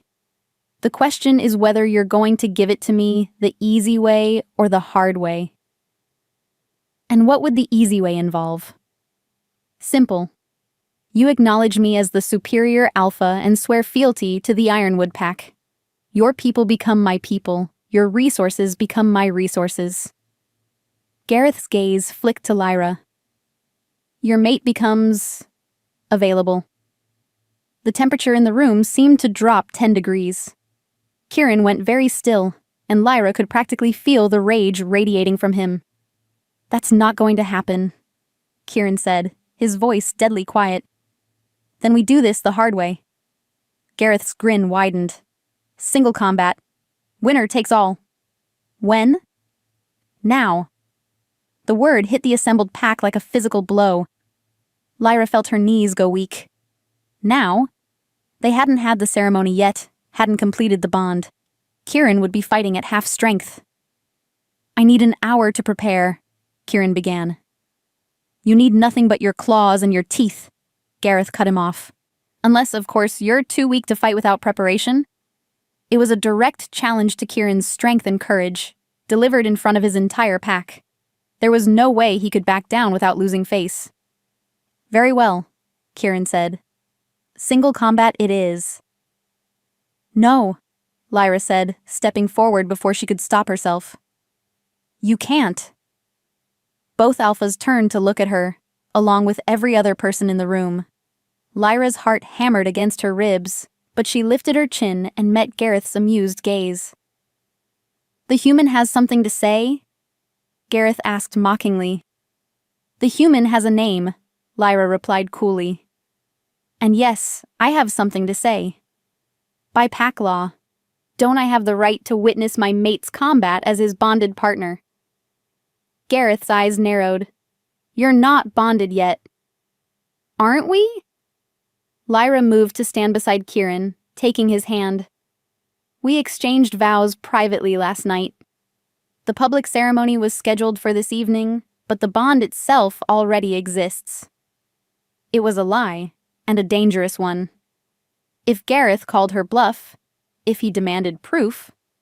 But Elena stepped forward, her weathered face serene. "I can confirm this," she said solemnly. "I witnessed the private ceremony myself." Lyra felt Kieran's hand tighten around hers, his surprise at Elena's support of her deception hidden beneath his alpha mask. "Then let's test that bond," Gareth said, his smile turning vicious. "If you're truly mated, if the curse is truly broken, then Kieran should be at full strength. This should be an easy fight for him." "It will be," Lyra said, praying her voice, sounded more confident than she felt. Gareth's laugh was harsh. "We'll see." The fight would take place in a circle outside the main hall, with both packs bearing witness. As the crowd gathered, Lyra pulled Kieran aside. "I'm sorry," she said quietly. "I know I just put you in an impossible position." "You bought us time," Kieran interrupted. "Gareth thinks we've completed the bond. He'll expect me to fight at full strength." "But you won't be." "No," Kieran admitted. "I won't be." Lyra's heart clenched. "Then we have to complete the bond. Now, before the fight." Kieran stared at her. "Lyra, there isn't time for a proper ceremony." "Then we do an improper one," she said desperately. "Elena said the bond is created by the vows and the physical union. We don't need a crowd of witnesses or fancy rituals. You want to mate with me in a tent behind the main hall, minutes before I fight for our lives?" "I want to save your life," Lyra said fiercely. "I want to give you every possible advantage." Kieran cupped her face in his hands, his golden eyes searching hers. "Are you certain? Once we do this, there's no going back." "I'm certain." And surprisingly, she was. Standing here in the shadow of potential disaster, she'd never been more sure of anything in her life. Kieran kissed her then, hard and desperate and full of promise. When they broke apart, both were breathing hard. "Elena," Kieran called, and the older woman hurried over. "We need a private space. Now!" Elena's eyes widened as she understood. Then she nodded briskly. "The healing lodge. It's empty and warded for privacy." They hurried across the camp to a small building set apart from the others. Inside, Elena quickly gathered what they needed: a ceremonial cup, sacred herbs, candles. "The words," she said to Kieran. "You remember them?" "I remember." Elena lit the candles with quick, efficient movements, then stepped back. "I'll guard the door," she said. "You have maybe 10 minutes before Gareth starts demanding answers." 10 minutes to complete a ritual that was supposed to bind their souls for eternity. "Are you ready?" Kieran asked, his hands gentle on her shoulders. "No," Lyra said honestly. "But that doesn't matter." Kieran smiled, and for a moment he looked like the young man he might have been if he hadn't been born to carry such heavy responsibilities. "I love you," he said quietly. "I know it's too soon to say that. I know we barely know each other, but I love you, Lyra Ashworth." "I love you too," she replied, and realized it was true. Completely, impossibly true. "Then let's get married." The ceremony itself was brief but powerful. They spoke the ancient vows, their voices low and serious, promising to stand together against whatever storms life might bring. They drank from the ceremonial cup, the ritual wine sweet and strong on their tongues. And then, with the sound of the impatient crowd growing louder outside, they came together as man and woman, as alpha and mate, as two souls choosing to become one. The bond snapped into place the moment their bodies joined, and Lyra gasped at the intensity of it. She could feel Kieran's emotions as if they were her own, could sense his wolf stirring to full strength for the first time in years. "It worked," he breathed against her ear. "I can feel it. The curse is breaking." They had no time to savor the moment, no time to explore what they'd just created between them. Already, Elena was knocking on the door, warning them that Gareth was demanding the fight begin immediately. They dressed quickly, and Kieran helped her straighten her hair and smooth her gown. To anyone looking, she would appear composed and regal, the perfect alpha female. Inside, she was terrified. "I'll be fine," Kieran assured her, reading her emotions through their new bond. "The curse is broken. My wolf is strong again. Gareth doesn't stand a chance." "Promise me," Lyra said fiercely. "Promise me you'll come back to me." "I promise," Kieran said, and kissed her one more time before heading out to face his challenger. The fight circle had been marked with stones, and both packs had gathered around its perimeter. Gareth was already waiting in the center, having stripped to his pants in preparation for shifting. Kieran entered the circle, and Lyra could see the difference immediately. Where before he had moved with controlled strength, now he radiated raw power. His wolf was fully awake, fully present, and Gareth's confident smile faltered as he sensed the change. "Ready to begin?" Kieran asked, his voice carrying easily across the circle. Gareth's response was to shift without warning, his human form dissolving into that of a massive gray wolf with yellow eyes and bared fangs. He launched himself at Kieran, clearly hoping to end the fight before it truly began. But Kieran was no longer the weakened alpha Gareth had expected to face. His own shift was lightning fast, and the enormous black wolf that emerged met Gareth's attack head-on. The battle was brief, but vicious. Gareth was strong and experienced, but Kieran fought with the power of a curse finely broken, the strength of an alpha defending his mate and his pack. When it ended, Gareth lay defeated in the dirt, whimpering his submission. Kieran shifted back to human form, not even breathing hard. "Your challenge is ended," he announced. "Leave our territory and do not return." Gareth's wolves helped their defeated alpha to his feet, and within minutes the Ironwood pack was retreating. Their threat ended.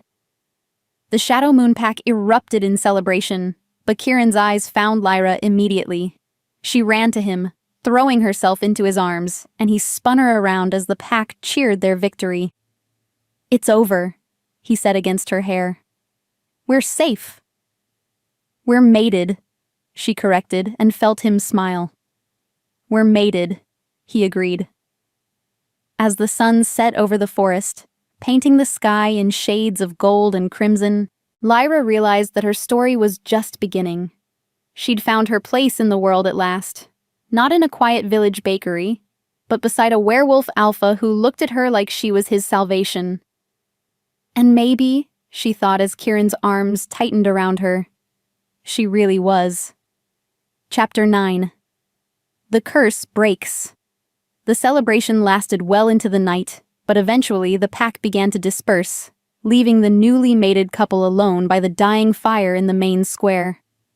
Lyra sat curled against Kieran's side, marveling at the way she could feel his contentment through their bond. "How does it work?" she asked quietly. "This connection between us?"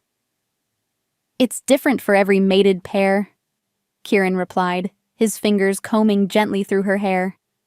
"For us, I can sense your emotions, your general well-being. If you're hurt or in danger, I'll know immediately, and you can feel mine." "I can," Lyra said wonderingly. She could sense his deep contentment, his relief that the threat was over, and underneath it all, a love so profound it took her breath away. "It's overwhelming." "It will become more manageable with time," Kieran assured her. "Right now everything is new and intense, but eventually it will settle into something more comfortable."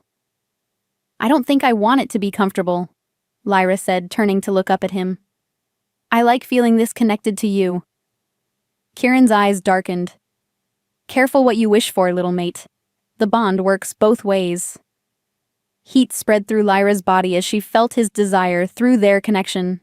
Not just physical, though that was certainly present, but something deeper. A longing to know every part of her, to share everything with her. "Kieran," she began, but was interrupted by a commotion near the main hall. "Alpha! Alpha, come quickly!" A young pack member was running toward them, his face bright with excitement. "You need to see this." Kieran and Lyra hurried back to the hall, where they found Elena kneeling beside young David, the boy who had failed his transformation attempt and been unconscious for days. He was awake. More than awake. He was sitting up, his eyes clear and alert, and as they watched, his form shimmered and shifted. For a moment he was human, then wolf, then human again, the transformation smooth and effortless. The curse? Elena breathed, looking up at Kieran and Lyra with tears in her eyes. It's really broken. David's mother was sobbing with joy, clutching her son as he demonstrated his newfound ability to shift at will. Around them, other pack members were beginning to murmur with excitement. "What does this mean?" Lyra asked quietly. "It means the prophecy was true," Elena said, rising to her feet. "The mating bond between you and Kieran has broken the curse that's plagued our pack for over a century." Even as she spoke, they could see evidence of the change spreading through the crowd. Older pack members who had struggled with their transformations for years were shifting with ease. Children who had never been able to fully access their wolf forms were suddenly running around the square on 4 legs, yipping with joy. "It's a miracle," someone whispered. "No," Kieran said, his arm tightening around Lyra's waist. "It's love." Over the next few hours, the full extent of the change became clear. Pack members who had been weak and sickly began showing signs of renewed vitality. Women who had been told they might never bear children suddenly spoke of feeling different, hopeful. The very air in the camp seemed to thrum with renewed life and energy. "The bloodline is restored," Elena announced to the assembled pack. "Our wolves are strong again. Our future is secure." The celebration that followed was unlike anything Lyra had ever experienced. Music and dancing, storytelling and feasting, a joy so profound it seemed to light up the night itself. She found herself swept into the revelry, welcomed not just as Kieran's mate, but as the woman who had saved them all. "How does it feel?" Vera asked, the same council member who had questioned Lyra's worthiness just days before. "To be the fulfillment of prophecy." "Overwhelming," Lyra admitted. "I keep expecting to wake up and find this was all a dream." "Dreams don't feel this real," Vera said with a smile. "You've given us back our lives, child. We'll be in your debt forever." "You're not in my debt," Lyra protested. "We're family now." The word slipped out before she could stop it, but as soon as she said it, she realized it was true. These people, this pack, they were her family now, her place in the world.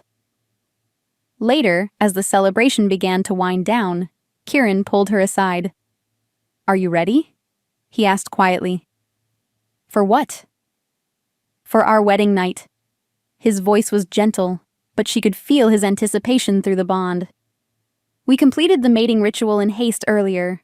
I'd like to properly celebrate our union." Heat spread through Lyra's body at his words, at the promise in his golden eyes. "Yes," she said simply. "I'm ready." They slipped away from the celebration, making their way to Kieran's house. Their house now, she realized. Inside, candles had been lit and rose petals scattered across the floor. Someone had been busy preparing for their return. "Elena," Kieran said with a rueful smile. "She's been planning this since the moment I told her about you."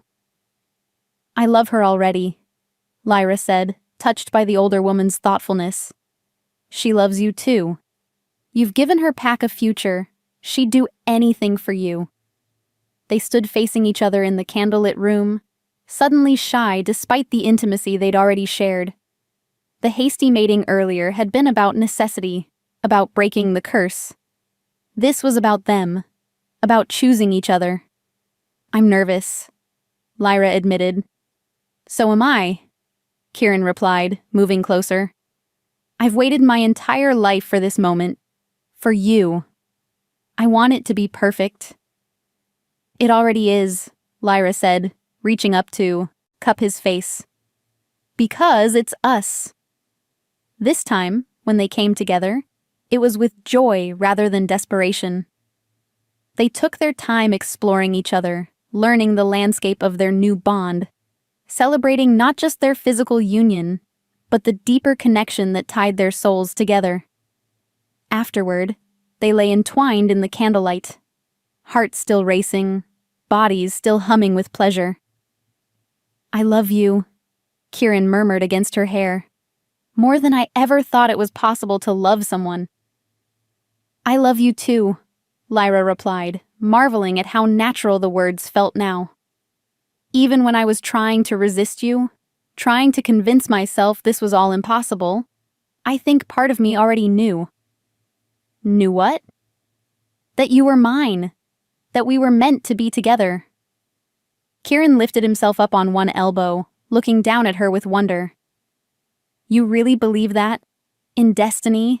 In fate?" "I believe in us," Lyra said simply.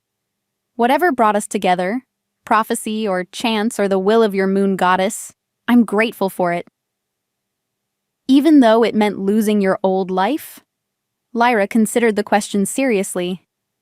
"I thought I had a life in that village, but I was just existing. Going through the motions without ever really living. You showed me what it means to truly be alive." "You saved my people," Kieran said quietly. "But you saved me too. I was drowning under the weight of leadership, of responsibility, of knowing I might fail everyone who depended on me. You gave me hope again." "We saved each other," Lyra corrected. "That's what mates do, isn't it?" "Among other things," Kieran agreed with a smile that made her heart flutter. As dawn approached, they talked about the future, their future. The pack would need time to adjust to their renewed strength, to figure out what it meant to be a growing, thriving community again. There would be challenges ahead, other packs to negotiate with, human settlements to consider. "I want to reach out to the human communities," Lyra said. "Not for raids or conquest, but for trade, for peaceful coexistence. There's no reason our peoples can't live in harmony." "That's a radical idea," Kieran warned. "Many packs still believe in the old ways. Might makes right. Take what you need." "Then we'll show them a better way," Lyra said firmly. "We'll be an example of what's possible when different peoples work together instead of against each other." Kieran's smile was full of pride and love. "My revolutionary mate. I should have known you'd want to change the world." "Our world," Lyra corrected. "We're going to change our world together." As the sun rose over the forest, painting the sky in shades of pink and gold, they fell asleep in each other's arms. Alpha and mate, werewolf and human, two souls who had found their perfect match in each other. The curse was broken, the pack was saved, and their story was just beginning. Chapter 10. New Beginnings. 3 months later, Lyra stood at the Yayuan edge of the camp, watching as a delegation from the nearby human settlement of Brookhaven approached under a flag of truce. The negotiations she'd proposed were finally becoming reality. "Nervous?" Kieran asked, coming up beside her and slipping an arm around her waist. "Excited," Lyra corrected, though she could feel her own anticipation thrumming through their bond. This could change everything. "It will change everything," Elena said, joining them. "The question is whether it will change for the better." The delegation was led by Mayor Harrison, a middle-aged man with kind eyes who had been surprisingly open to the idea of formal relations between their communities. Behind him came several other officials, along with traders and craftsmen interested in the possibilities of exchange. "Alpha Blackthorn," Mayor Harrison said, offering a respectful nod. "And you must be the famous Lyra. Your reputation precedes you." "Nothing too terrible, I hope," Lyra replied with a smile. "On the contrary, the stories of how you saved your people, how you chose love over safety, they're becoming legend in the human settlements." Lyra felt heat rise in her cheeks. "I just did what felt right." "That's what makes the story so powerful," Mayor Harrison said. "Ordinary people choosing to do extraordinary things." The negotiations lasted 3 days, but in the end, they reached agreements that satisfied everyone. The pack would provide protection for human trade routes in exchange for manufactured goods they couldn't produce themselves. Healers from both communities would share knowledge, and most importantly, there would be regular meetings to address any issues that arose. "You did it," Kieran said as they watched the human delegation depart with signed treaties in hand. "You actually did it." "We did it," Lyra corrected. "I couldn't have convinced them to trust us if you hadn't been willing to try something new."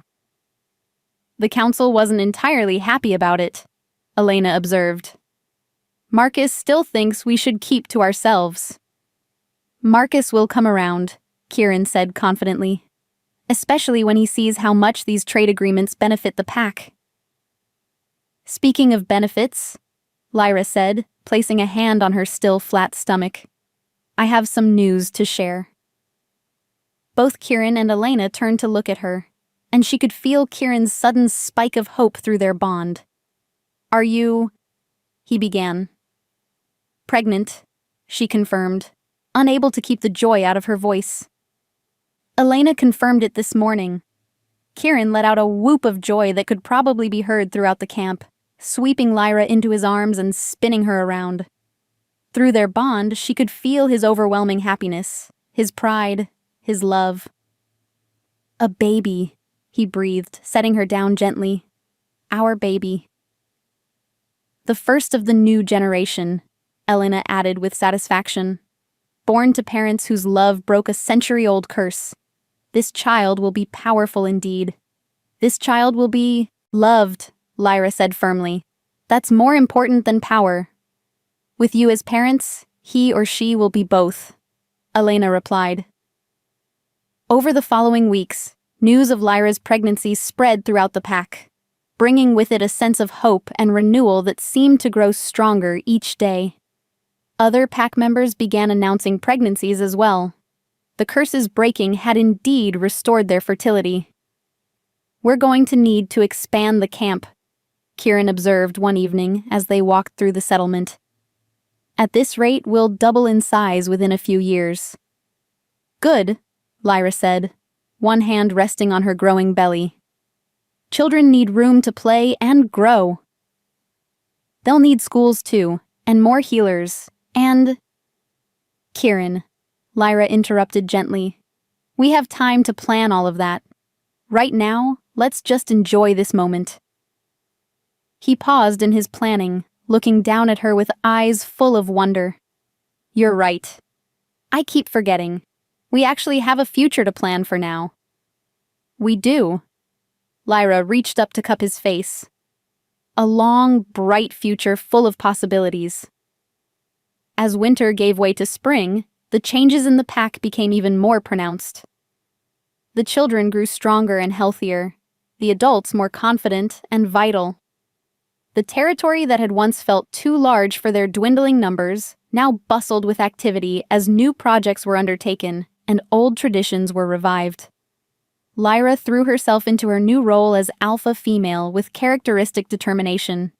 She established a school for the human children in nearby settlements who wanted to learn alongside their werewolf counterparts. She created a healing exchange program that brought human and werewolf medical knowledge together. She even started a festival that celebrated the bonds between different peoples. "You're changing the world," Kieran observed one evening as they sat by the fire, his hand resting on her now prominent belly. "We're changing the world," she corrected, "and our little one is going to grow up in a better world because of it." As if in response to her words, the baby kicked, making them both laugh. "Active little thing," Kieran observed fondly. "Takes after both parents," Elena said, approaching with her usual perfect timing. "I have news from the council." "What now?" Kieran asked, though his tone was more amused than concerned. The days of crisis management were behind them. "Representatives from 3 other packs have requested meetings. They want to learn about our transformation." Elena's smile was pleased. Word is spreading that there might be another way to live. "More negotiations," Lyra said with satisfaction. "I love it." "You would," Kieran said, pressing a kiss to her temple. My diplomatic mate. As spring turned to summer, their daughter was born. A perfect, healthy baby with Kieran's golden eyes and Lyra's stubborn chin. They named her Luna, after the moon goddess who had blessed their union. "She's perfect," Kieran whispered, cradling the tiny infant with the gentle care of a man who had never thought he would have the chance to hold his own child. "She's ours," Lyra said softly, and that seemed to say everything. The pack welcomed little Luna with a celebration that lasted 3 days. Gifts poured in from human settlements as well. Acknowledgement of the role her parents had played in forging new alliances. "She's going to grow up in a very different world than the one we knew," Elena observed, watching as Luna slept peacefully in her father's arms. "A better world," Lyra said firmly. "One where being different doesn't automatically make you enemies." "Thanks to you," Kieran said quietly. "Thanks to us," Lyra corrected, as she always did. As their daughter grew, so did the changes they had set in motion. Other packs began adopting their model of cooperation rather than conquest. Human settlements grew more accepting of their supernatural neighbors. Trade flourished, knowledge was shared, and slowly but surely, the old patterns of fear and violence gave way to something new. "Do you ever regret it?" Kieran asked one evening as they watched Luna take her first steps across their living room. "Giving up your quiet life for all of this?" Lyra considered the question seriously, looking around at the life they had built together. Their home was warm and welcoming, filled with the sounds of their growing family. They now had 2 more children, twin boys who had inherited both parents' stubborn streak. Outside, the pack community thrived, and beyond that, a network of alliances stretched across the region. "Never," she said finally. "This is exactly the life I was meant to live." "Even though it's complicated and chaotic and never quiet?" "Especially because of that," Lyra replied, moving to join him as they watched their children play. "I spent 23 years just existing, Kieran. You taught me what it means to truly live." "You taught me something too," he said, pulling her close. "What's that?" "That the best things in life are worth fighting for," he said, pressing a kiss to her hair. "And that love really can conquer anything. Even ancient curses?" "Even ancient curses." As the sun set over their thriving community, painting the sky in shades of gold and crimson, Lyra reflected on how far they had all come. The frightened girl who had hidden behind a tree seemed like a different person entirely, though perhaps she had always carried within her the strength to become who she was meant to be. "What are you thinking about?" Kieran asked, sensing her contemplative mood through their bond. "Fairy tales," Lyra said with a smile. "My grandmother's stories always ended with happily ever after, but I never understood what that really meant. And now? Now I know it doesn't mean everything is perfect," she said, watching as Luna toddles toward them with a bright smile. "It means finding someone worth building a life with. Someone who makes all the struggles worth it. Someone who sees you as you really are and loves you anyway. Someone who sees you as you could be and helps you become that person," Lyra corrected. Kieran lifted Luna into his arms as she reached them, the little girl giggling as he spun her around gently. "I love you," he told Lyra over their daughter's head. "Both of you. All of you." "We love you too," Lyra replied, and meant it with every fiber of her being. As night fell over the Shadow Moon territory, the pack settled into peaceful sleep. In the Alpha's house, a family that had been born from impossible circumstances dreamed of the bright future stretching ahead of them. The curse was broken. The pack was thriving. Love had conquered all. And they all lived happily ever after. Epilogue. 5 years later. The annual Harmony Festival had grown beyond anything Lyra could have imagined when she first proposed it. What had started as a small gathering between the Shadow Moon pack and their human neighbors now drew visitors from across the northern territories, werewolves, humans, and even a few other supernatural beings who had emerged from hiding as the world became more accepting. Lyra stood on the platform overlooking the festival grounds, watching children of all kinds playing together while their parents traded goods and stories. Luna, now 5 and precocious as ever, was leading a group of mixed human and werewolf children in some elaborate game that seemed to involve a lot of running and squealing. "She's going to be trouble when she gets older," Kieran observed, coming up behind Lyra and wrapping his arms around her waist. "She's trouble now," Lyra replied with fond exasperation. "Yesterday I caught her trying to teach the human children how to howl." "Did it work?" "Surprisingly well." Mayor Harrison was not amused when his grandson started howling at the moon last night. Kieran's laughter rumbled through his chest, and Lyra leaned back against him, marveling as always at how perfectly they fit together. "Any word from the Northern Council?" she asked. "They've agreed to the proposal," Kieran said, and she could hear the satisfaction in his voice. "The alliance treaty will be signed next month." "All 6 packs?" "All 6 packs. Your idea of a supernatural confederation is actually going to happen." Lyra felt a thrill of excitement.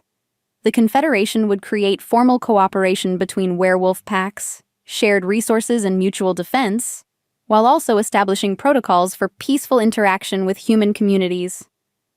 "Elena will be pleased," she said. "She's been advocating for something like this for decades." "Elena is more than pleased. She's volunteering to be the first High Counselor." "Perfect," Lyra said with a smile. "She'll keep everyone in line." "The way she keeps us in line?" "Exactly." They stood in comfortable silence, watching their community celebrate. The twins, now 3 years old and absolutely fearless, were being supervised by various pack members as they explored the festival booths.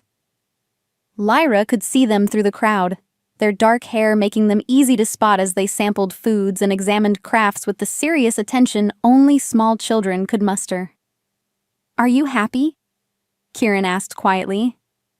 It was a question he asked her periodically, as if he still couldn't quite believe that she had chosen this life, chosen him. "I'm more than happy," Lyra replied, turning in his arms to face him. "I'm complete." "Even with all the challenges? All the politics and negotiations and—" "Especially with all of that," she interrupted. "This is what I was meant to do, Kieran. Help build bridges, bring people together, make the world a little better than I found it. And raise our children to do the same. And raise our children to do even better," she agreed.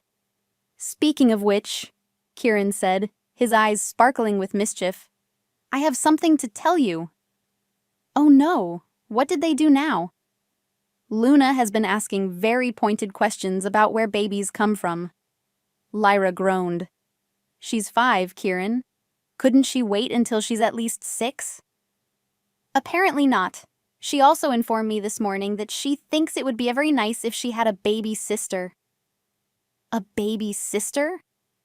Her exact words were, "Brothers are loud and smelly, but a sister would be pretty and smart like Mama."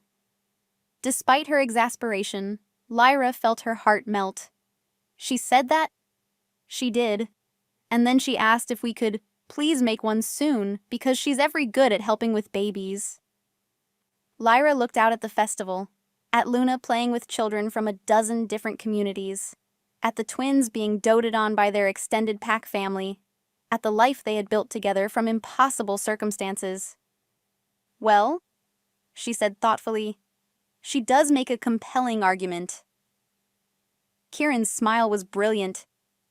"Are you saying what I think you're saying?" "I'm saying maybe it's time to expand our family again," Lyra replied, laughing as he spun her around right there on the platform. "I love you," he said, setting her down but keeping her close.